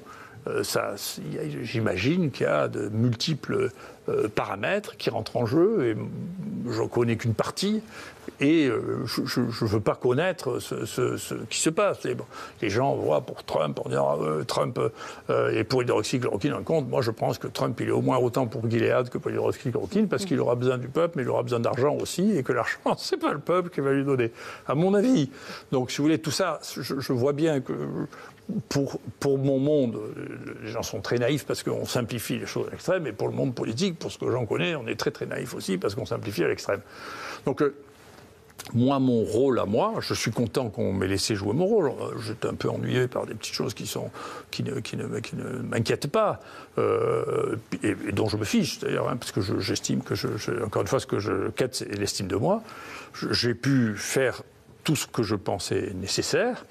À la fin, je vois que je dis, au début, on me disait en fait trop de tests. Maintenant, on me demande de refaire probablement ce qui est la limite ultime de ce que nous sommes capables de faire, parce que ça finit par faire des monstruosités. Donc, les gens ont changé d'approche, changeront peut-être d'approche. La science, c'est le temps qui la juge, hein, vous savez. Et donc, chacun est là où il doit être. Les politiques, c'est l'histoire qui les juge. Moi, je crois que l'histoire soit impitoyable pour la dérive scientifique que nous avons. Elle sera impitoyable. Ce qui s'est passé là est vraiment sidérant. Un scandale ? C'est un énorme scandale. Vous vous rendez compte, je ne sais même pas d'ailleurs, probablement parce que la plupart des gens ne sont pas lucides vous vous rendez compte de publier un truc de guignol que n'importe qui est capable. Vous savez, nous, quand on écrit un truc pro-hydroxychloroquine, on a 7 à 8 reviewers qui nous dépiotent tellement le sujet est chaud. Quand ils ont passé des trucs dans lesquels, je vous assure, moi, mes étudiants pouvaient dire que ces papiers étaient faux. Hein. Comment ce truc peut passer dans les 2 journaux qui avaient la plus grande influence ? Mais c'est en même temps qu'il y a, comme vous, les médias traditionnels commençaient à être débordés complètement par les médias indépendants, les réseaux sociaux, YouTube, etc. Les journaux scientifiques, c'est pareil, ils sont en train d'être complètement débordés et leur fiabilité va disparaître. Ce qui va faire, c'est l'audimat des articles que vous mettrez en préprint, si vous voulez, sur des sites. Maintenant, nous, à la suite de ça, on a créé notre propre site de préprint, puisque les gens faisaient de la censure même sur les sites de préprint. Donc, pour échapper à la censure ce que l'on doit penser dans une situation comme ça, enfin, vous avez vu, Facebook a censuré des articles ou des reports sur la chloroquine. Donc, on est rentré dans une espèce de conflit politique de censure, ce qui est une chose inouï pour les années, ce que je peux juger des années récentes. C'est arrivé avant. Hein. Je peux vous dire que l'évolution, ce pauvre Lamarck, quand il a voulu faire l'évolution, ils l'ont pas tué, je ne sais pas pourquoi. Enfin, Cuvier, qui était pourtant un grand scientifique, hein, l'Académie des sciences, il fallait le tuer quand même. Hein. Et donc, il a dû fermer sa gueule, on l'a interdit de parler, et puis il n'a plus parlé jusqu'à sa mort. Ouais. En tout cas, vous aussi, vous avez l'occasion de parler, et tant mieux. Merci beaucoup de nous avoir consacré du temps aujourd'hui depuis l'IHU de Marseille. Merci, professeur Raoult, pour cet entretien complet. Voilà, Julien Pasquier, c'est à vous avec vos invités pour le débrief de l'interview.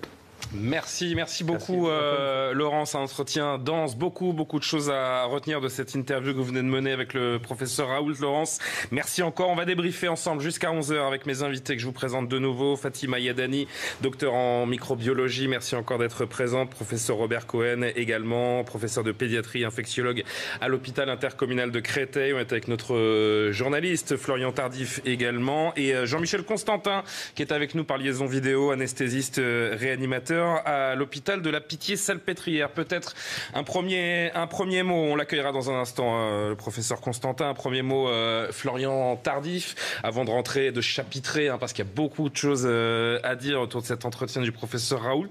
On peut retenir quand même que, déjà, ça faisait un moment qu'on n'avait pas vu le professeur Raoult à la télévision s'exprimer. Le donneur de leçons était beaucoup plus pédagogue aujourd'hui. Il appelle au calme également. On le sent sur la forme, encore une fois, beaucoup plus serein que lors des semaines précédentes. Oui, même si il s'est toujours montré serein face à cette crise sanitaire. Il a expliqué que c'est la peur qui entraîne finalement la désorganisation et que le drame de notre pays, ce qu'on a vécu ces derniers mois, c'est notamment la désorganisation à cause d'une mauvaise organisation des pouvoirs publics. Il l'a dénoncé à nouveau, encore une fois, lorsqu'on était au tout début de cette crise sanitaire. Lui appelait pour une meilleure synergie, par exemple, entre le privé et le public. Ça a été dénoncé par le professeur Raoult, mais par d'autres médecins. Et c'est vrai, c'est ce qui a péché, notamment donc, au début de cette crise sanitaire dans notre pays. Et c'est ce qui a peut-être conduit les pouvoirs politiques en place à, en finir par arriver jusqu'au confinement généralisé de l'ensemble de la population. Et ce qui avait été dénoncé au tout début de cette crise sanitaire par Didier Raoult et ce qui dénonce toujours aujourd'hui, c'est la peur, la désorganisation qui finit par conduire le pouvoir finalement à prendre des règles très strictes comme le confinement, comme aujourd'hui par le port du masque généralisé dans l'ensemble de la population. On en reviendra très certainement dans un instant sur ce que pense Didier Raoult quant au port du masque généralisé, que ce soit dans les lieux clos, mais comme en extérieur. Il faut se calmer, ce n'est pas pire que la grippe, c'est une maladie virale comme une autre, pas de drame, nous dit le professeur Raoult. Fatima Yadani. Il est rassurant, étonnamment rassurant. Alors moi, je suis très agréablement surprise par cet entretien du professeur aujourd'hui, parce qu'à quelques détails près, je ne peux que partager ce qu'il a indiqué.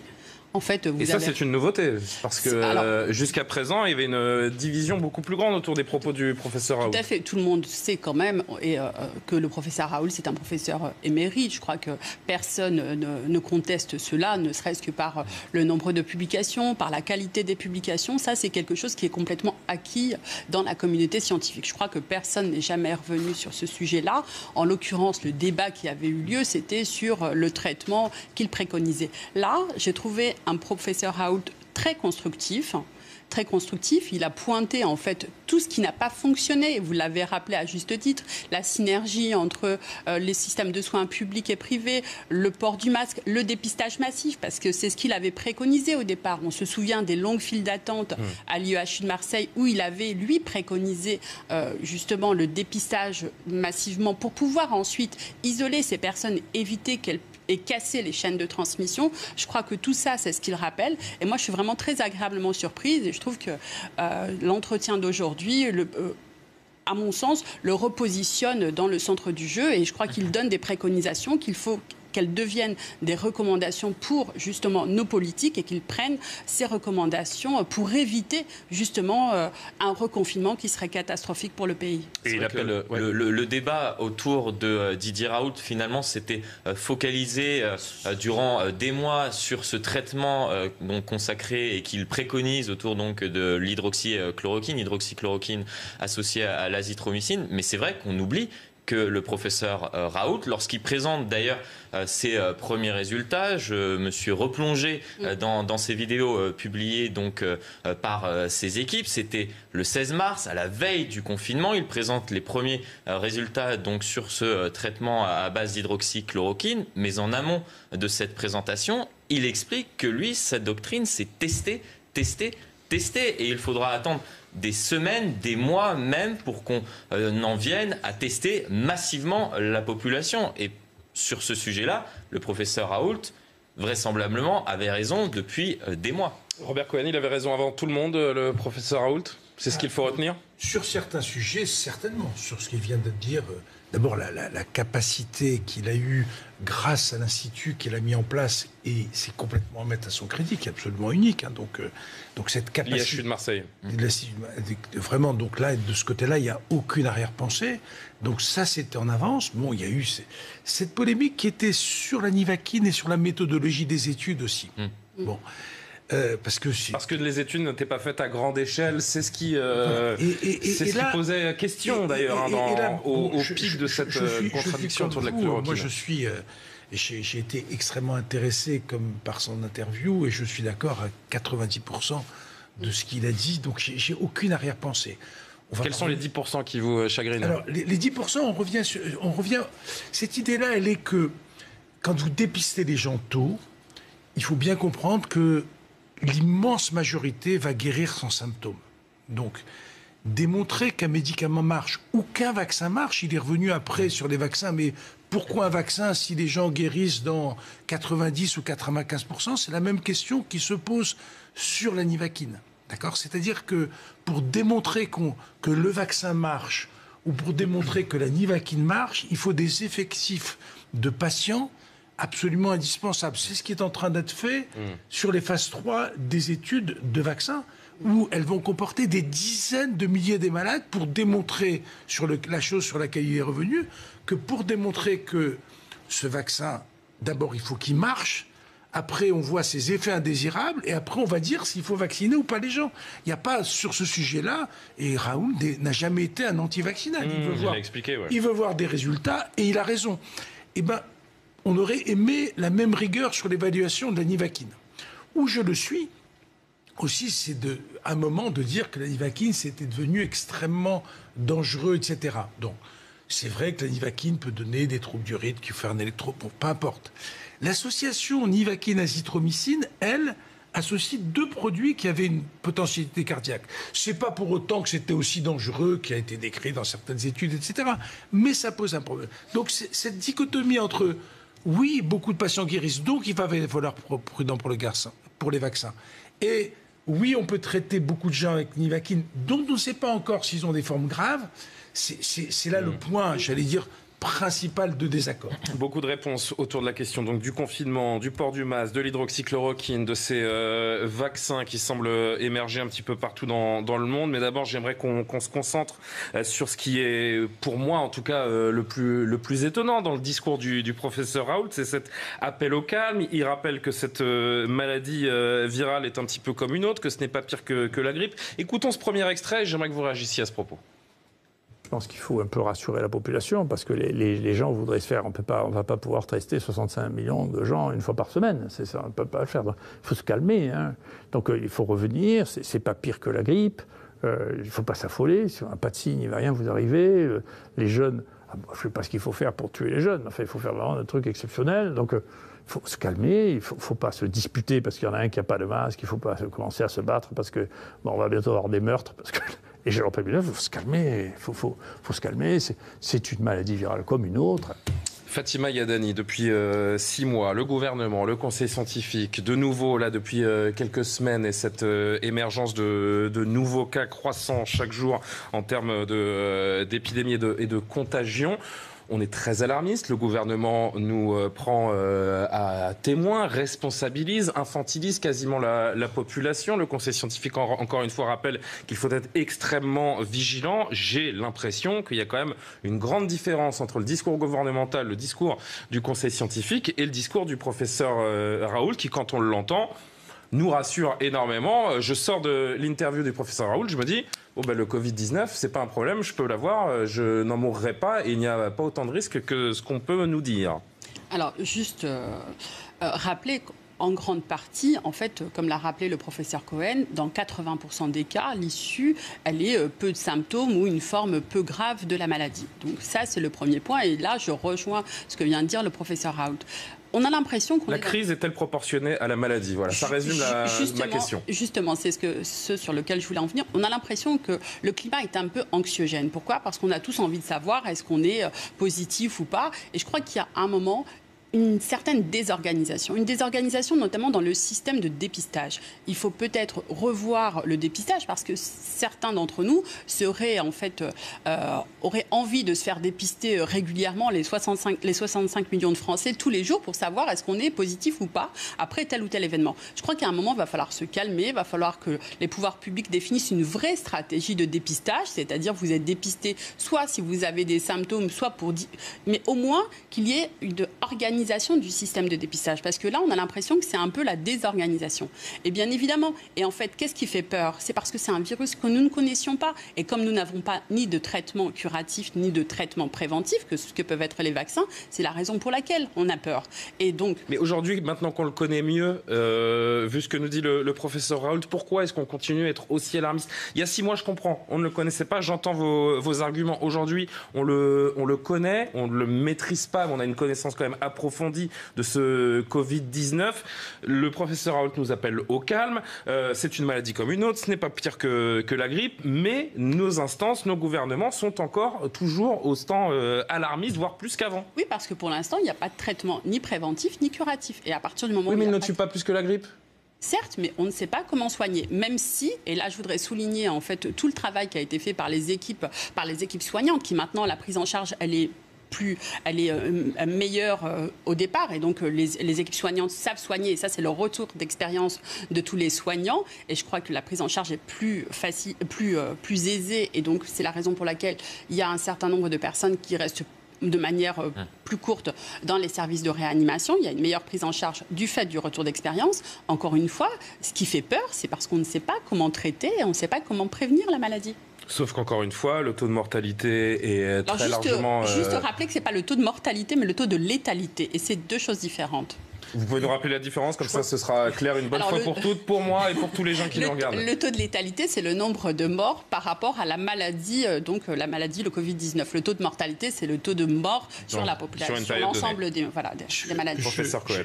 J'avais pas tout à fait, j'ai pas eu la même lecture ou écriture de ce moi, je me dis, les gens qui nous regardent et qui sont là avec ce discours alarmiste depuis des semaines et qui écoutent le professeur Raoult, là, pour le coup, sont encore une fois plus perdus que jamais. Revenir encore à l'idée que c'est aussi bénin. La grippe n'est pas toujours bénigne, loin de là, il l'a rappelé. Hein. Donc, que aussi bénin que la grippe, je crois qu'il ne faut pas revenir dans ce... Là, aujourd'hui, ce qu'on a... Pas pire que la grippe, hein, je prends les mots du professeur Raoult. Où l'idée qui est importante, c'est qu'on a changé de paire de lunettes pour suivre cette épidémie. Avant, on avait une paire de lunettes où on ne voyait rien, puisqu'on ne testait pas. Maintenant, on a une paire de lunettes où on teste. On voit que plus on augmente les tests, plus il y a de cas. Donc ça peut être très rassurant. Mais de l'autre côté, on s'aperçoit que le pourcentage de tests positifs, quand ils sont augmentés, augmente. Donc ça, c'est inquiétant. Donc il y a des signaux positifs et il y a des signaux négatifs. Un autre signal positif, c'est le fait qu'il y a relativement peu de patients encore qui sont hospitalisés ou qui sont en réanimation. Il y a quand même des bruits dans la région parisienne d'augmentation des bruits, je ne sais pas, des faux bruits. Hein, c'est des. La Pitié-Salpêtrière, par exemple, hier, c'était 8 lits en réa. Et ben on va y aller dans un instant. Donc c'est pas complètement rassurant. C'est un virus comme les autres, entre guillemets, c'est un virus respiratoire. Je pense qu'il y a des côtés rassurants et des côtés non rassurants. Et quand on fait de la santé publique comme le gouvernement doit prendre des décisions, on est obligé quand même de prendre un certain nombre de précautions. Et donc, même s'il y a un côté rassurant, il n'y a pas que des côtés rassurants, hein, loin de là. Je voudrais qu'on salue Jean-Michel Constantin, anesthésiste, réanimateur à l'hôpital de la Pitié-Salpêtrière. Merci d'être en direct avec nous, Jean-Michel Constantin. Ouais. Cet appel au calme de Didier Raoult, comment est-ce que vous l'entendez, vous qui accueillez les malades en réanimation ? Alors, cet appel au calme me semble très bienvenu. On n'avait plus vu le professeur Raoult depuis quelques semaines. J'ai trouvé qu'on avait retrouvé l'homme de science et c'est bien. L'appel au calme, il est important. Le calme ne veut pas dire l'absence d'anticipation, l'absence de préparation. Et oui, la létalité globale est pas très différente de celle de la grippe. C'est quelque chose qu'on dit depuis le tout début. Ce qu'on n'avait pas vu, c'est l'immense taux de contamination. Et on arrive quand même pas très loin de 800 000 décès au niveau mondial. Un nombre de cas qui est très important, et c'est plus ça qui est embêtant. Et en plus, si on analyse un petit peu les chiffres à l'intérieur de la population, chez les plus de 60 ans, pour peu qu'ils aient d'autres comorbidités, on a quand même une mortalité qui est importante. Donc le fait d'appeler au calme, ça ne veut pas dire qu'il ne faut pas respecter les mesures barrières et qu'il ne faut pas prévoir une réascension de l'épidémie qu'on est un peu en train de voir arriver d'ailleurs. Mais c'est une maladie virale comme une autre, elle n'est pas pire que la grippe, nous dit le professeur Raoult. Donc forcément, très honnêtement, pour les gens comme moi, qui ne sont pas médecins ou scientifiques, ça apporte une nouvelle confusion. Le gouvernement d'un côté me dit qu'il faut que je porte le masque obligatoirement à l'extérieur et à l'intérieur. Le professeur Raoult me dit qu'il faut que je reste calme, que ce masque n'est pas la panacée et qu'il faut rappeler que ce n'est pas pire de la grippe et que c'est une maladie virale comme une autre. Comment se positionner quand on entend ces deux sons de cloche? Mais ces sons de cloche ne sont, une fois de plus, pas différents. Regardez les décès qu'on a eus en France depuis le début de l'épidémie. C'est essentiellement une population à risque qui n'est pas la vôtre. Si vous avez des doutes sur ce qu'il faut faire, effectivement, vous n'avez pas l'air d'être à risque. Hein. Vous n'êtes ni en surpoids, vous n'avez pas plus de 65 ans, vous n'avez pas l'air hyper tendu. Donc, vous n'êtes probablement pas dans le scope de ceux qui sont à risque. Non, mais oui, je fais de la prédiction. Je crois que l'appel à limiter la contagion, et donc à porter le masque dans les lieux clos et à respecter les gestes barrières, c'est pour éviter qu'on ait une réascension trop importante de l'épidémie et que de nouveau on contamine des personnes à risque. Merci beaucoup Jean-Michel Constantin. Vous restez avec nous, vous participez au débat. Je voudrais qu'on prenne la direction de Marseille, retrouver Laurence Ferrari qui vient de conclure cet entretien avec le professeur Raoult. On a envie d'avoir vos impressions évidemment Laurence. Vous n'avez pas eu le droit à la leçon du professeur Raoult, mais en revanche une pédagogie assénée avec calme. Il a répondu à toutes les questions sans ce petit air peut-être narquois supérieur qu'on a pu lui affubler ces dernières interviews. Comment l'avez-vous trouvé et qu'est-ce que vous retenez de cette interview, Laurence ? Mais écoutez, Julien, le but, c'était vraiment, et moi, ma volonté, et celle de CNews, je crois, c'était de faire de la pédagogie. On est à la fin de l'été, les gens sont super inquiets pour la rentrée des enfants, la rentrée dans les entreprises. Donc, c'était pas le moment de faire un duel et, en gros, de le provoquer. L'idée, c'est d'entendre son message. Ce qu'il a à nous dire, le professeur Raoult, c'est le plus éminent spécialiste en matière de maladies infectieuses. Donc, quand même, il fallait lui laisser du temps, et je crois que c'est le choix qu'on a fait à CNews. Il voulait dédramatiser la situation. Moi, je l'ai vu hier rapidement pour préparer l'entretien, et c'est ce qu'il m'a dit. Il faut arrêter de faire peur, et parce que la peur génère plus en fait de problèmes que la maladie elle-même. Donc je crois que c'était le but de cette prise de parole aujourd'hui, dédramatiser la situation. On a fait le point sur les masques. Ok, voilà, on n'a pas de preuves scientifiques que ça protège à 100%, mais il n'y a pas de protection à 100%. On a parlé des vaccins, vous l'avez entendu, avec une prise de parole assez intéressante. Il n'est pas anti-vaccin. Il recommande d'ailleurs les vaccins contre la varicelle, la grippe pour les enfants ou encore les gastro-entérites. Mais ce vaccin-là, il ne sait pas, encore une fois, s'il aura une efficacité à 100%. Donc il y avait des choses assez intéressantes. Le tabac aussi, j'imagine que ça va réagir sur votre plateau à propos de ce qu'il dit sur le tabac, qu'on ait censuré des articles qui montraient que le tabac protège du Covid, ne protège pas du cancer du poumon, je le rappelle encore et toujours. Hein, c'est 75 000 décès par an liés au tabac dans notre pays, donc c'est un fléau absolu. Mais il y a peut-être une piste de recherche à aller chercher du côté de cette molécule du tabac, les traitements. Alors vous avez entendu évidemment sur l'hydroxychloroquine, il dit mais qu'on me prouve que autre chose marche mieux. C'est pas le cas, ça marche ici à Marseille, ça marche à Garches dans le service du professeur Perron. Il ne comprend pas pourquoi il y a eu cette telle levée de bouclier face à ce traitement qu'il utilise ici tous les jours. Là je suis à 100 mètres encore une fois de la file d'attente des gens qui viennent se faire dépister et qui ont confiance dans le professeur Raoult. Il y a la question des tests, il dit voilà, ils sont pas forcément fiables, mais il faut le faire tester. Et puis il y a question de l'immunité des enfants. Donc voilà, je crois qu'on a essayé de faire un exercice de pédagogie. J'espère qu'on y a réussi. Les téléspectateurs nous le diront. Et qu'on a posé un certain nombre de pierres pour le débat à venir. Voilà. Et puis surtout, il ne faut pas paniquer. Il ne faut pas que les gens arrivent à la rentrée dans quelques jours dans un état de stress et d'angoisse absolue. C'est facteur de violence, c'est facteur de tension. Et je crois que la société n'en a pas besoin. Merci beaucoup Laurence Ferrari pour cet entretien plein de pédagogie donc qui nous a permis d'aller plus loin peut-être également sur ce sujet. Fatima Yanni, c'est vrai que Laurence le rappelait il y a un instant, le professeur Raoult qui a insisté longuement sur cette peur qui est en train de paralyser nos compatriotes et qui est notre meilleur ennemi finalement. C'est vrai, en fait, la peur, elle est de différents niveaux. La première, c'est parce que, comme je l'ai indiqué tout à l'heure, il n'y a pas de traitement préventif et curatif. Et aussi parce qu'on a constaté quand même une certaine désorganisation au début de cette épidémie. Une désorganisation à tous les niveaux. À tous les niveaux, on a eu en fait une désorganisation au niveau des pouvoirs publics, en sachant pas ce qui est dû à la peur justement. Qui est dû à la peur. Est-ce qu'elle n'est pas entretenue encore cette peur? C'est ça moi la question que je me pose avec toutes ces mesures, ces déclarations. Encore une fois, je me répète du Conseil scientifique, du gouvernement.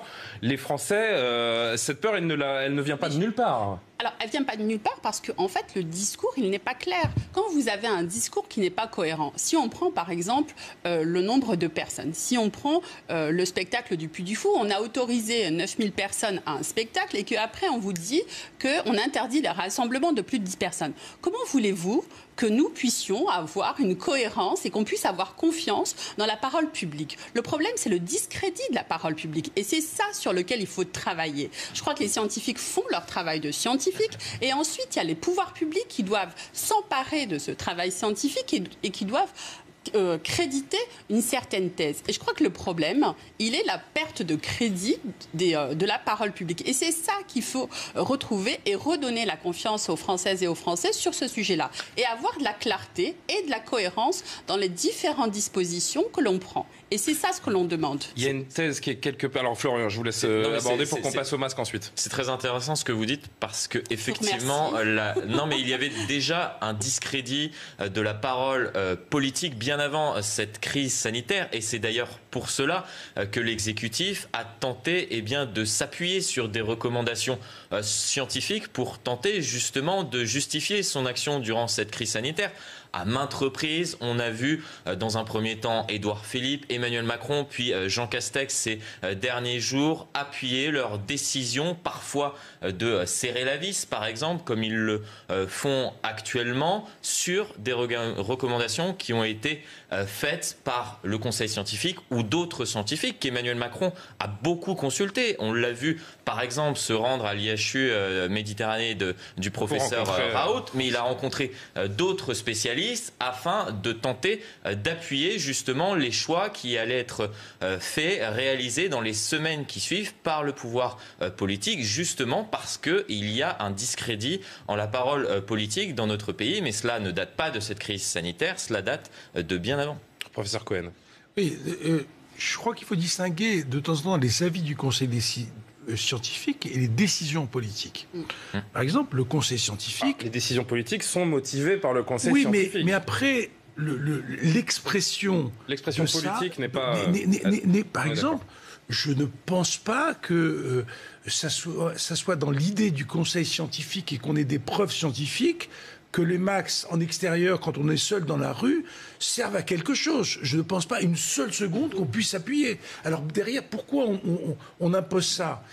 On impose ça peut-être de façon exagérée parce que quand vous partez de chez vous, vous n'allez pas passer votre temps à enlever votre masque, remettre votre masque, etc. L'explication, elle est là. Elle n'est pas dans le fait que des données nouvelles par rapport à des nouvelles scientifiques nouvelles qui ont montré qu'on a eu des clusters en passant rue du Four ou dans une autre rue. Tout ça est un moment... encore une fois, ce que vous dites contribue à l'incompréhension des Français. Non, et on va entendre le professeur Raoult également. Je pense que c'est pas ça, c'est que... Parce que d'un côté, le gouvernement communique, encore une fois, hier, la ministre du Travail qui convoque les syndicats et les représentants sociaux pour imposer le masque en entreprise. Depuis quelques jours, les grandes villes de France imposent le masque en extérieur. Et nos scientifiques nous disent, mais c'est pas justifié, à la rue du Four, on n'attrape pas le Covid. C'est pas ça ce que je dis. Ce que je dis, c'est que l'explication du masque large, c'est qu'on ne peut pas passer son temps à enlever et mettre son masque. C'est au lieu de dire on met partout parce que vous risquez partout, ce qui est complètement faux, d'accord ? Mais on le met partout parce que dans votre parcours de la journée, du 15 au 25 de cette rue, il faut mettre un masque.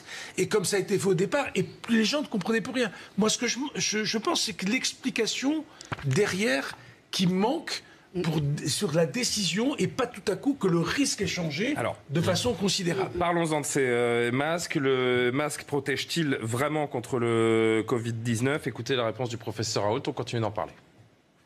Le masque protège les gens dans le domaine du soin.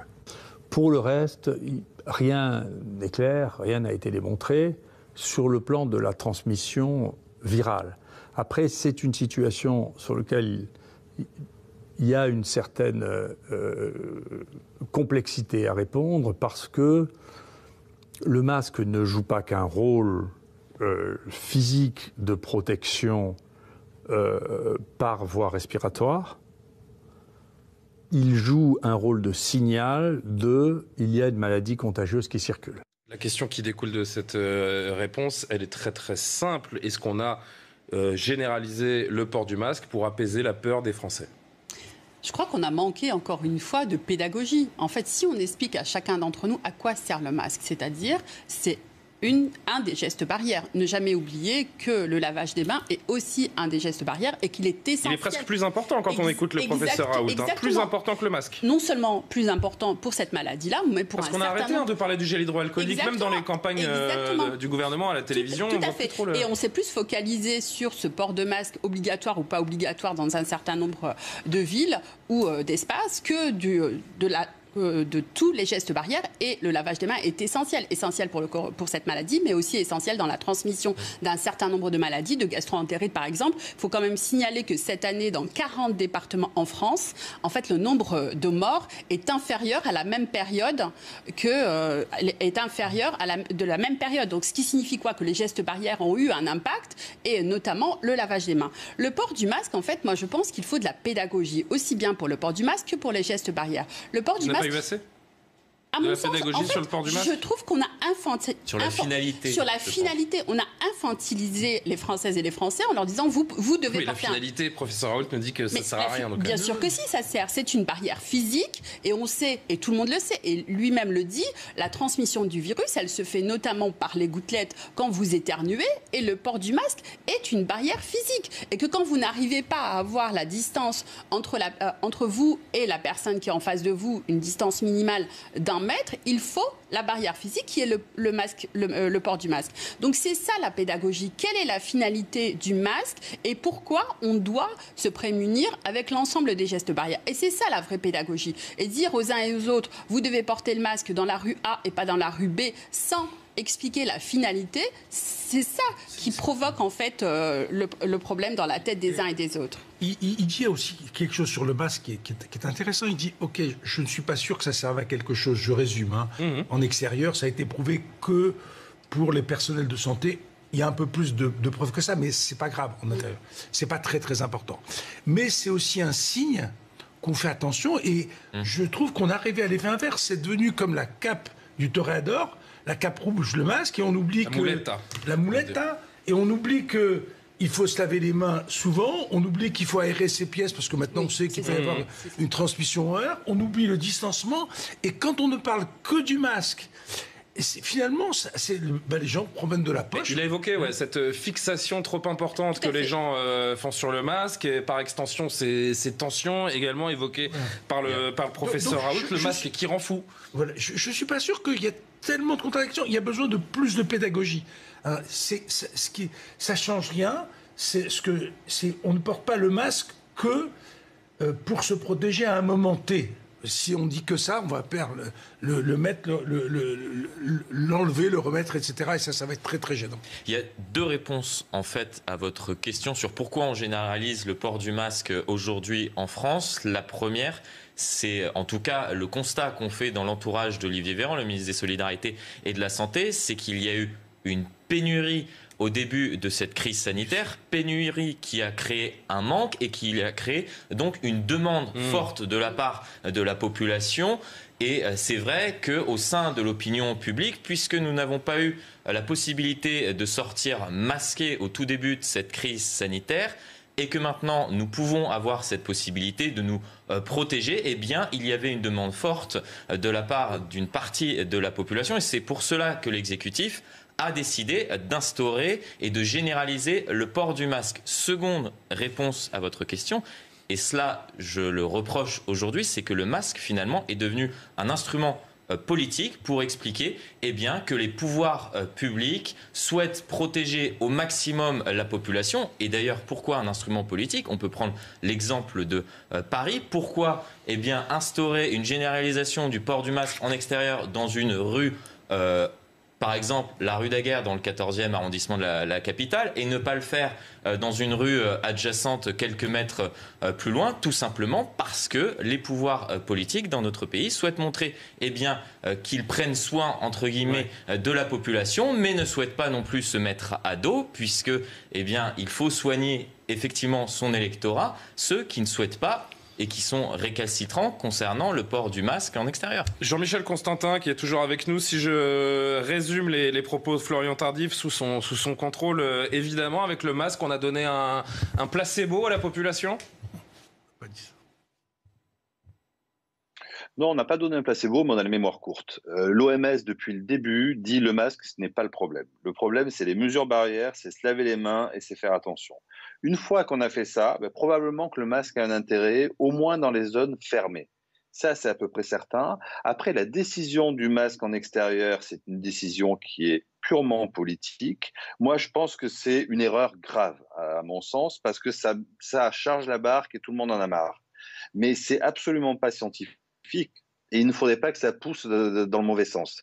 Mais rappelons-nous ce qu'avait dit l'OMS, qui est quand même l'organe intéressant dans cette histoire. Depuis le début, c'était le masque n'est pas la priorité. Après, on a agité ça comme un chiffon rouge et on n'en a pas, on en a trop, on n'en a pas assez. Mais le problème initial, c'est de se laver les mains et d'avoir une distanciation physique quand on peut. Comment on va faire maintenant qu'on a obligé la population à porter le masque en extérieur et qu'on leur dit le masque en extérieur c'est politique, finalement ça ne sert à rien, il n'y a aucune valeur scientifique. Comment est-ce qu'on peut gérer une telle situation ? Alors, en fait, moi, je n'ai pas tout à fait dit ça. Le masque, il est essentiel quand on ne peut pas maintenir une distance. Et ça peut s'expliquer dans certaines rues, comme vous l'avez indiqué. La rue Daguerre, en général, c'est une rue dense où il y a beaucoup de monde. Et les rues adjacentes, il y a peu de monde. Tous les gens qui nous regardent n'habitent pas rue Daguerre, donc on va parler que de cette rue. C'est la raison. Ce que je veux dire, c'est que certains pouvoirs publics ont décidé de faire porter le masque dans certaines rues et pas dans d'autres parce que, justement, ils estiment que le maintien de la distance n'est pas possible dans ces rues-là. Ça, c'est pour la première des choses. Moi, je trouve qu'on se focalise trop sur les espaces ouverts, alors qu'on devrait plus se focaliser sur les espaces clos, comme les lieux familiaux, comme la vie en entreprise. Et c'est ça le sujet essentiel. C'est ce qui a été annoncé hier.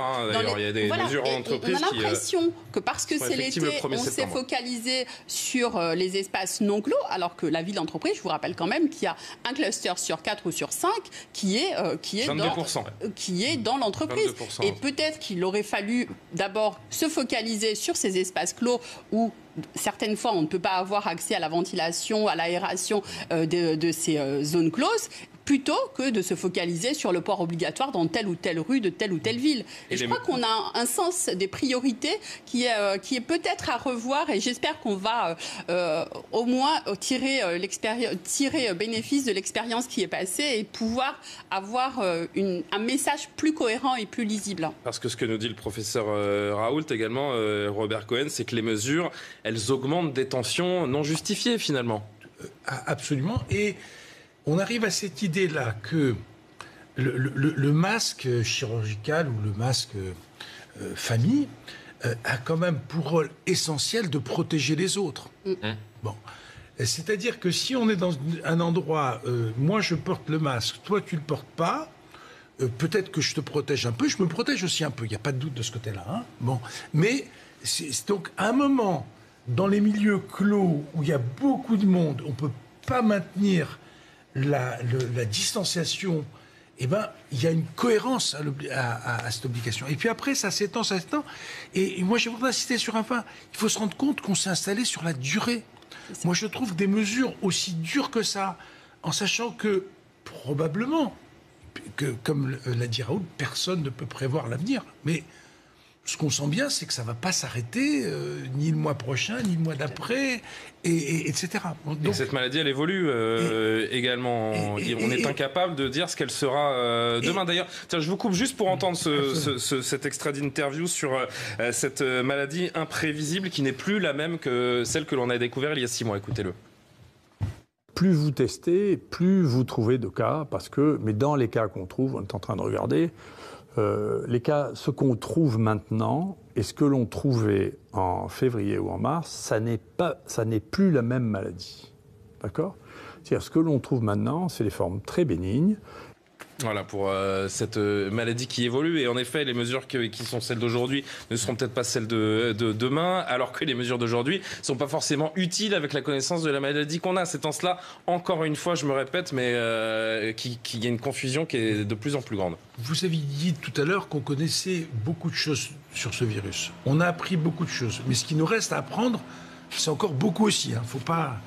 On est, je ne sais pas si on est à la moitié du chemin ou au tiers, mais il y a encore énormément de choses à apprendre. Et il faut qu'on arrive à l'idée que les connaissances scientifiques vont évoluer, en particulier le rôle de la transmission air qu'on subodorait un peu au départ, mais qui a augmenté, en particulier sur les variations des virus qui ont pu jouer un rôle aussi dans la transmissibilité, je ne parle pas dans la gravité de la maladie. Tout ça, il y a des choses qui évoluent et qui vont continuer à évoluer. On n'en a pas fini, il va falloir vivre avec et vivre de façon décente.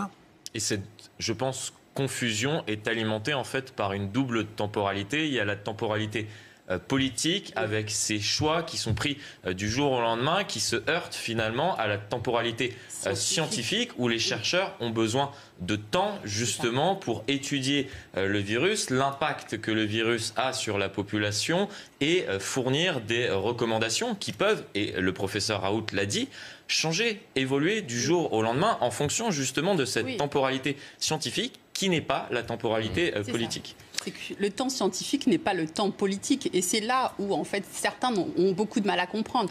En plus, c'est un virus qui est apparu, un nouveau virus qui est apparu. Et en fait, les pouvoirs politiques demandent des réponses rapides. Et les scientifiques, en fait, comme vous l'avez indiqué, doivent faire des études. Les études sont longues et les temporalités ne sont pas les mêmes. Et c'est la raison pour laquelle, de temps en temps, il y a des confrontations entre le monde scientifique et le monde politique. Et ça, il faut l'avoir à l'esprit. Est-ce que l'erreur des scientifiques...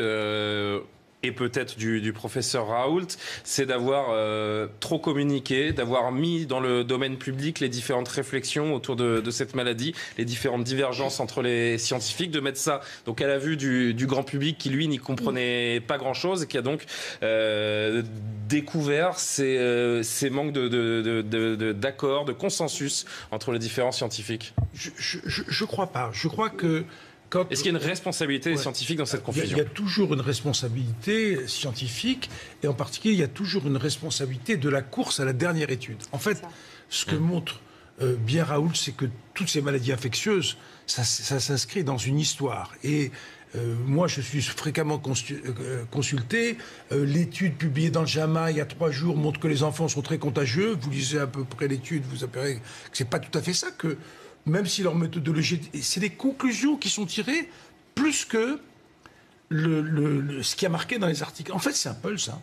Et on accumule des études qui bouchent des trous progressivement et qui améliorent nos compréhensions. Et si on n'essaye pas d'avoir un historique de ces études, en quoi cette étude apporte quelque chose, en quoi elle change ce qu'on savait, et Raoult à un moment dit je suis prêt à changer. Nous, en science, on est tout à fait prêt à changer. Je ne suis pas sûr que les politiques Oui, c'est peut-être la différence. En effet. D'ailleurs, vous avez été le premier à revenir sur des propos que vous avez tenus au début de la crise sanitaire, justement, sur la contagiosité des enfants, où on estimait, il est vrai, au tout début de la crise, que parce que c'était un coronavirus, eh bien, les enfants étaient très contagieux. Il y a eu une première étude qui avait été réalisée notamment par des chercheurs sur ce qui s'était passé à Contamine-Montjoie, où un enfant qui avait été contaminé au sein du cercle familial n'avait que très peu contaminé ses camarades de classe, ses professeurs, et ce qui vous aviez justement poussé à réaliser une étude plus large sur justement les enfants et cette faible contagiosité des enfants. Bien sûr. Non, je crois qu'il faut publier le plus rapidement possible dans des journaux où on est reviewé, où il y a des gens qui critiquent. Mais une fois que alors, il a beaucoup utilisé ce terme, le professeur Raoult, reviewé, c'est-à-dire qu'il y a des relectures des études par des gens extérieurs pour voir si on les contrôler, les crédibiliser. Contrôler, etc. Bon, c'est pas toujours facile, on a vu qu'il y a un certain nombre d'erreurs, mais il y a toujours des erreurs, hein, donc on va pas...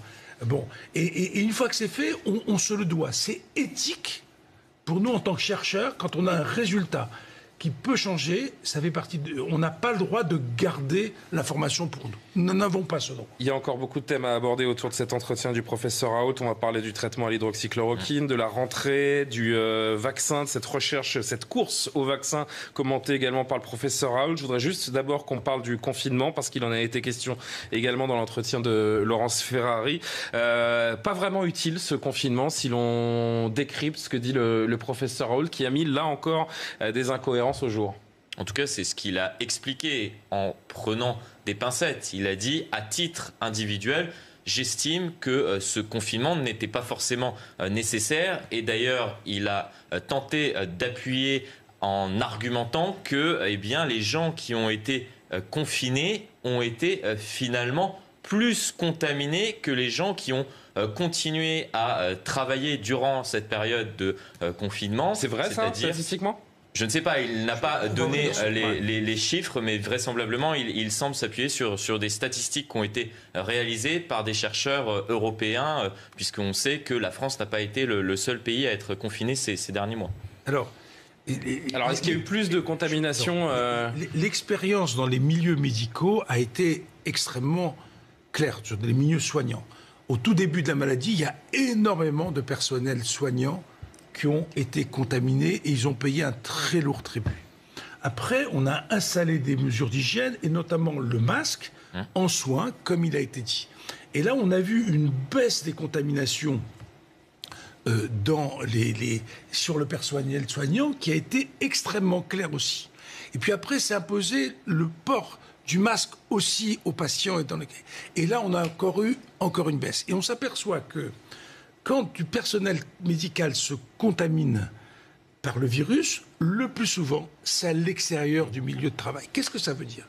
Ça veut dire que les mesures de distancement, d'hygiène, de port du masque, d'aération, ça marche. C'est-à-dire, c'est pas confinement versus rien du tout. Et si les gens, je ne connais pas l'étude dont on cite, je peux tout à fait imaginer que des gens qui ont travaillé à cette époque-là, qui n'ont pas été confinés et qui ont respecté, comme on l'a fait, les mesures d'hygiène, parce que moi, je n'ai pas arrêté de travailler, eh bien, la majorité d'eux n'ont pas attrapé. Souvent, quand ils l'ont attrapé, c'est dans le milieu familial. Jean-Michel Constantin, qui est toujours avec nous, anesthésiste réanimateur à la Pitié-Salpêtrière. Selon vous, il était justifié, du point de vue du réanimateur, il était justifié ce confinement ?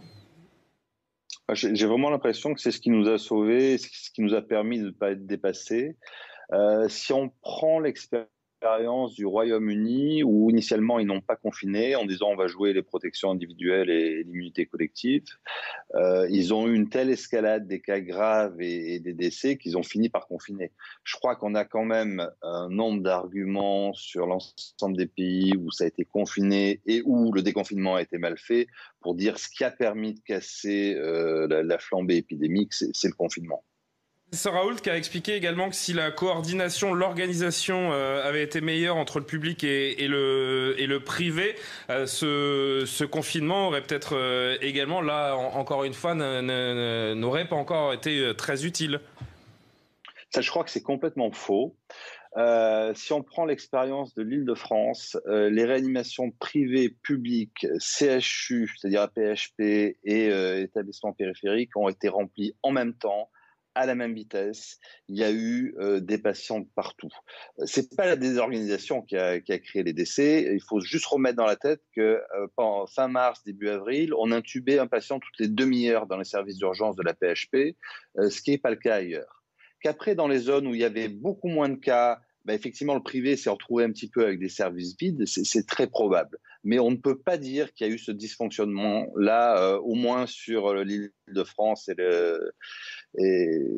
les régions autour. On écoute à ce sujet le professeur Raoult. Il y a eu des zones dans lesquelles, si vous voulez, cette bivalence privée et publique a posé des problèmes, c'est-à-dire qu'on ne s'est pas servi du privé parce que c'est le public qui organisait tout.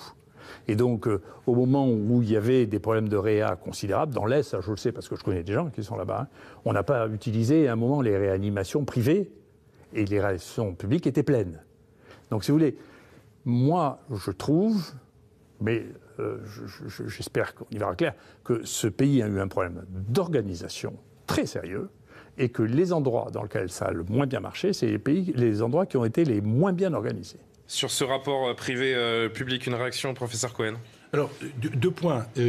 Les explications que j'ai données, moi, je suis persuadé que le confinement a cassé l'épidémie. Je n'ai pas d'ailleurs pensé sur la mesure où le moment a été pris. Alors, sur ça, il y a un vrai désaccord avec le professeur Raoult. Oui. Donc mais j'ai essayé d'expliquer pourquoi, si, quand on compare les deux groupes, comme il a comparé, on pouvait avoir des résultats de ce type-là. Le deuxième point, je crois que c'est une maladie... Je ne sais pas si elle est que française, mais c'est vrai que le trou qu'il y a entre le privé et le public existe pas depuis cette affaire-là. Elle existe depuis très très longtemps. Rappelez-vous les campagnes de vaccination de la pandémie de 2009, où c'était seulement le secteur public qui avait le droit de vacciner, ce qui avait mis les médecins libéraux complètement... D'entendre que la relation au privé n'a pas fonctionné quand on a fait venir des hôpitaux de campagne par l'armée, là encore, ça paraît étonnant. On va dire qu'elle n'a pas fonctionné partout. C'est pas des... On est quand même pas un petit pays. Oui, parce que Jean-Michel Constantin nous disait il y a un instant que ça a fonctionné. On n'est pas un immense pays, mais on n'est pas un petit pays. Donc tout ne s'est pas passé. Et ce que dit M. Constantin, c'est strictement la vérité. Ça a pu bien se passer dans des endroits et moins bien dans d'autres. Hein. Et même encore aujourd'hui, quand on a la moindre pénurie de vaccins, etc., c'est tout de suite réservé au public et on oublie complètement le privé. Ce trou existe toujours, hein, on est d'accord. Fatima Yadani, sur la justification du confinement. Moi, je suis comme le professeur Cohen. Je pense qu'il était important de confiner à l'heure où ça a été fait. Je crois qu'il n'y avait pas d'autre solution que celle-ci, que ce soit au regard de la situation internationale que de la situation française. Juste rappeler que cette épidémie, cet épisode qui est passé, devrait nous ramener un peu à l'humilité et à certaines précautions. Et la première, c'est ce que vous venez d'indiquer, la relation entre le public et le privé, et à se dire qu'il faut peut-être une meilleure coordination, une synergie plutôt au niveau local. Bien sûr, il faut des préconisations et des recommandations nationales, mais il faut que ça se fasse au niveau du terrain. Là, on parlait de l'Île-de-France sur la synergie entre les hôpitaux publics et les hôpitaux privés, que ça a relativement bien fonctionné. Il y a certaines zones où ça a moins bien fonctionné, et je crois qu'il faut redonner le pouvoir aux autorités locales, sous pilotage de l'autorité de l'État, qui peut être le préfet. Mais encore une fois, il faut redonner au terrain sa place, et sa place notamment pour coordonner ces différents établissements et pour éviter justement qu'on se retrouve avec des hôpitaux privés qui soient vides et des hôpitaux publics qui soient surchargés de patients. Allez, encore un thème, parce qu'il nous reste de moins en moins de temps, mais encore beaucoup de choses à dire. Comment ne pas associer le professeur Raoult à ce traitement de l'hydroxychloroquine? Il a évidemment confirmé une nouvelle fois au micro de Laurence Ferrari l'importance de son traitement et son efficacité. Surtout, Florian, il continue de promouvoir ce traitement pour lequel 4000 patients donc, ont été traités. Ça suffit pour le rendre crédible. Il nous a rappelé cette mortalité pour les patients donc traités l'hydroxychloroquine à 0,45%. Oui, en tout cas, lui, depuis le début de cette crise sanitaire, lorsqu'il défend justement son traitement à base d'hydroxychloroquine et d'azithromycine, il explique que voilà, ce sont des observations. Il faut rappeler que le professeur Raoult utilise bien avant donc le début de cette crise sanitaire l'hydroxychloroquine pour traiter des patients atteints d'autres symptômes que ceux du coronavirus, et cela depuis 25 ans. Il l'a expliqué à plusieurs reprises. Je connais les conséquences de l'hydroxychloroquine, de l'azithromycine, comment cela marche. Je connais le dosage précis qu'il faut donner à certains patients. Moi, je soigne des patients lorsque d'autres font des études pour potentiellement soigner des patients dans le futur. Lui, il explique que voilà, il y avait cette urgence, que en tant que professeur, directeur donc de l'IHU Méditerranée, il était là pour tester, dépister donc des cas positifs et tenter de réduire le nombre de cas sur le territoire et tenter donc de soigner ces patients. Et il fait fi de toutes ces études en critiquant au passage ce qui a été réalisé avec le Lancet Gate. Il parle de scandale à propos de ces études sur l'hydroxychloroquine qui ont évoqué des effets secondaires, 5 pieds nickelés, oui, en effet, pour apporter cette étude. Et il explique ces études qui contestent donc l'efficacité de l'hydroxychloroquine, docteur Yadani, par un conflit politique de censure. C'est ça l'explication ? Alors, en France, en fait, la chloroquine, c'est un débat passionnel. On a les pour chloroquine et les contre la chloroquine. La chloroquine, c'est une molécule, et le professeur Raoult l'a bien expliqué. Elle est utilisée pour un certain nombre de traitements, et notamment de traitements de maladies inflammatoires et aussi pour le palu, puisque c'est un antipaludéen. Il l'a dit à juste titre sur les vaccins, il faut que le rapport bénéfice-risque soit un rapport positif. Pour l'instant, le bénéfice, on ne sait pas s'il y a un bénéfice de l'hydroxychloroquine. Pourquoi ? Parce que les résultats que le professeur nous indique, on ne sait pas sur quelle population ils sont testés. Si c'est sur les précédentes études étaient sur des populations relativement jeunes, qui dans 80% des cas n'ont pas d'impact et en fait les symptômes sont relativement peu graves. Donc là, on ne connaît pas le profil des 4000 patients qu'a traité le professeur Raoult. Pour l'instant, on ne sait pas. Voilà, il a commencé à publier des premiers résultats, et il est vrai que sur les patients qui ont été traités à l'hydroxychloroquine et à l'azithromycine, la grande majorité des études que j'ai pu lire, publiées donc par les équipes du professeur Raoult, montrent que c'était des patients relativement jeunes, dans la grande majorité des cas, autour de 45 ans. Et on sait très bien que les symptômes sévères, les conséquences sévères sont sur des populations de plus de 65 ans. Donc déjà, il y a un biais par rapport à ça. Donc le bénéfice, on ne le connaît pas. Et le risque, il est peu avéré. Donc le rapport bénéfice-risque, pour l'instant, il n'est pas positif. Donc pourquoi on va administrer une molécule alors que vous savez que dans 80% des cas, vous allez guérir de façon plus ou moins naturelle. Alors le professeur Raoult qui se justifie par sa connaissance déjà de ce traitement, par sa connaissance de la posologie. D'ailleurs, il nous propose un raisonnement en le comparant la posologie avec du Doliprane qui, quand il est surdosé, est peut-être encore plus dangereux que l'hydroxychloroquine. Écoutez-le et on continue de vous entendre. Le Doliprane, ça tue 100 fois plus que l'hydroxychloroquine quand même. Il faut être sérieux. C'est la première cause de suicide utilisée, le Doliprane. C'est la première cause d'intoxication médicamenteuse au monde, le Doliprane. D'accord, ça fout des insuffisances hépatiques terribles. La plupart des gens qui sont morts de chikungunya à La Réunion sont morts à cause du Doliprane. C'est un truc qui foutait des douleurs épouvantables, qui durait longtemps. Et la différence entre la dose thérapeutique et la dose toxique pour le Doliprane est extrêmement basse. Personnellement, je trouve que ça ne devrait être prescrit que sur ordonnance. D'accord. C'est infiniment plus dangereux que l'hydroxychloroquine. Sur l'hydroxychloroquine, professeur Cohen. Je ne sais pas si c'est plus dangereux que la chloroquine, mais c'est clair que il vaut mieux prendre un comprimé d'hydroxychloroquine que 10 de Doliprane, si j'ai bien compris. Ça, oui, ça c'est clair. Oui. Ça c'est clair. Les intoxications aiguës au paracétamol sont une cause importante d'insuffisance hépatique et de décès. Donc là, c'est vraiment un problème de posologie. Et là encore, pour rejoindre ce que dit le professeur Raoult, c'est que les médicaments, ça s'utilise à la dose. Ça doit être utilisé, et si on augmente les doses, on peut avoir un certain degré de toxicité pour le paracétamol, c'est vrai. Mais rappelez-vous que qui n'a pas pris le paracétamol ? Là, on n'est plus en milliards de prescriptions, on est donc c'est assez cohérent que ce soit. Mais néanmoins, le rapport qu'il fait est exact. Un médicament qui n'est pas utilisé à sa bonne dose, ça peut être. Je pense que vraiment cette idée de poser je soigne avec la recherche, moi me gêne, parce qu'il fait tout le temps de la recherche, et pour le vaccin, Et pour le vaccin, il dit bien, mais il va falloir des études pour montrer que... Oui, c'est un peu fait ce que je dis, mais pas ce que je fais. Et qui montre que c'est efficace, et c'est très important, et que c'est bien toléré. Là, je ne veux pas rentrer dans le débat de l'hydroxychloroquine. Aujourd'hui, la majorité... Mais est-ce qu'il y a besoin de faire un débat d'ailleurs? Est-ce qu'il y avait besoin de faire un débat sur l'hydroxychloroquine qui, il y a quasiment un an, il nous le rappelle le professeur Raoult, pouvait se prendre quasiment sans ordonnance, et aujourd'hui on a l'impression que c'est le médicament le plus dangereux du monde. Et puis il faut savoir qu'il y a énormément de pays du Sud qui ont utilisé l'hydroxychloroquine, et on voit bien que, je ne vais pas faire d'études comparatives, mais le Brésil utilise beaucoup l'hydroxychloroquine, vous avez vu ce que ça donne, mais il y a des pays qui ne l'utilisent pas, qui ont le même type de courbe. Donc on n'a pas l'impression que ça a changé complètement le profil épidémique de la maladie. Fatima Yadani. Oui, pour compléter ce que vient de dire le professeur Cohen, en Espagne aussi, l'hydroxychloroquine a été utilisée très tôt dans l'épidémie. On remarque que leur taux de létalité était relativement important aussi. Je veux dire, il faut toute proportion garder, revenir à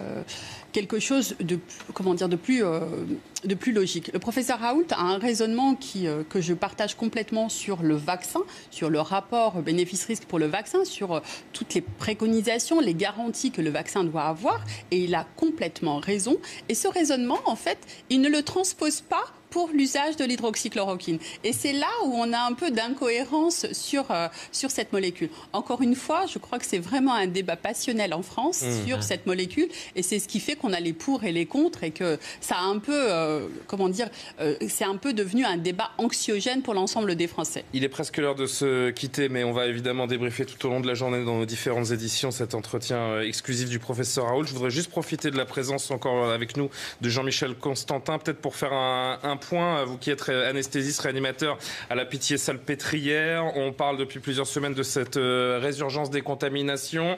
Les cas augmentent de jour en jour. Quel est l'état des services de réanimation? Êtes-vous inquiet pour les semaines qui viennent? On n'est pas inquiet, mais on note de façon évidente une augmentation du nombre de cas en réanimation. Donc, c'est pas très important. Là, on est sur le groupe hospitalier, on est à 15 patients. On était à 350 patients fin mars. Donc, vous voyez, il n'y a pas de comparaison possible. Mais on était aussi à 0 nouveaux cas fin juin. Donc, on a passé l'été à se préparer pour avoir une réponse adaptée.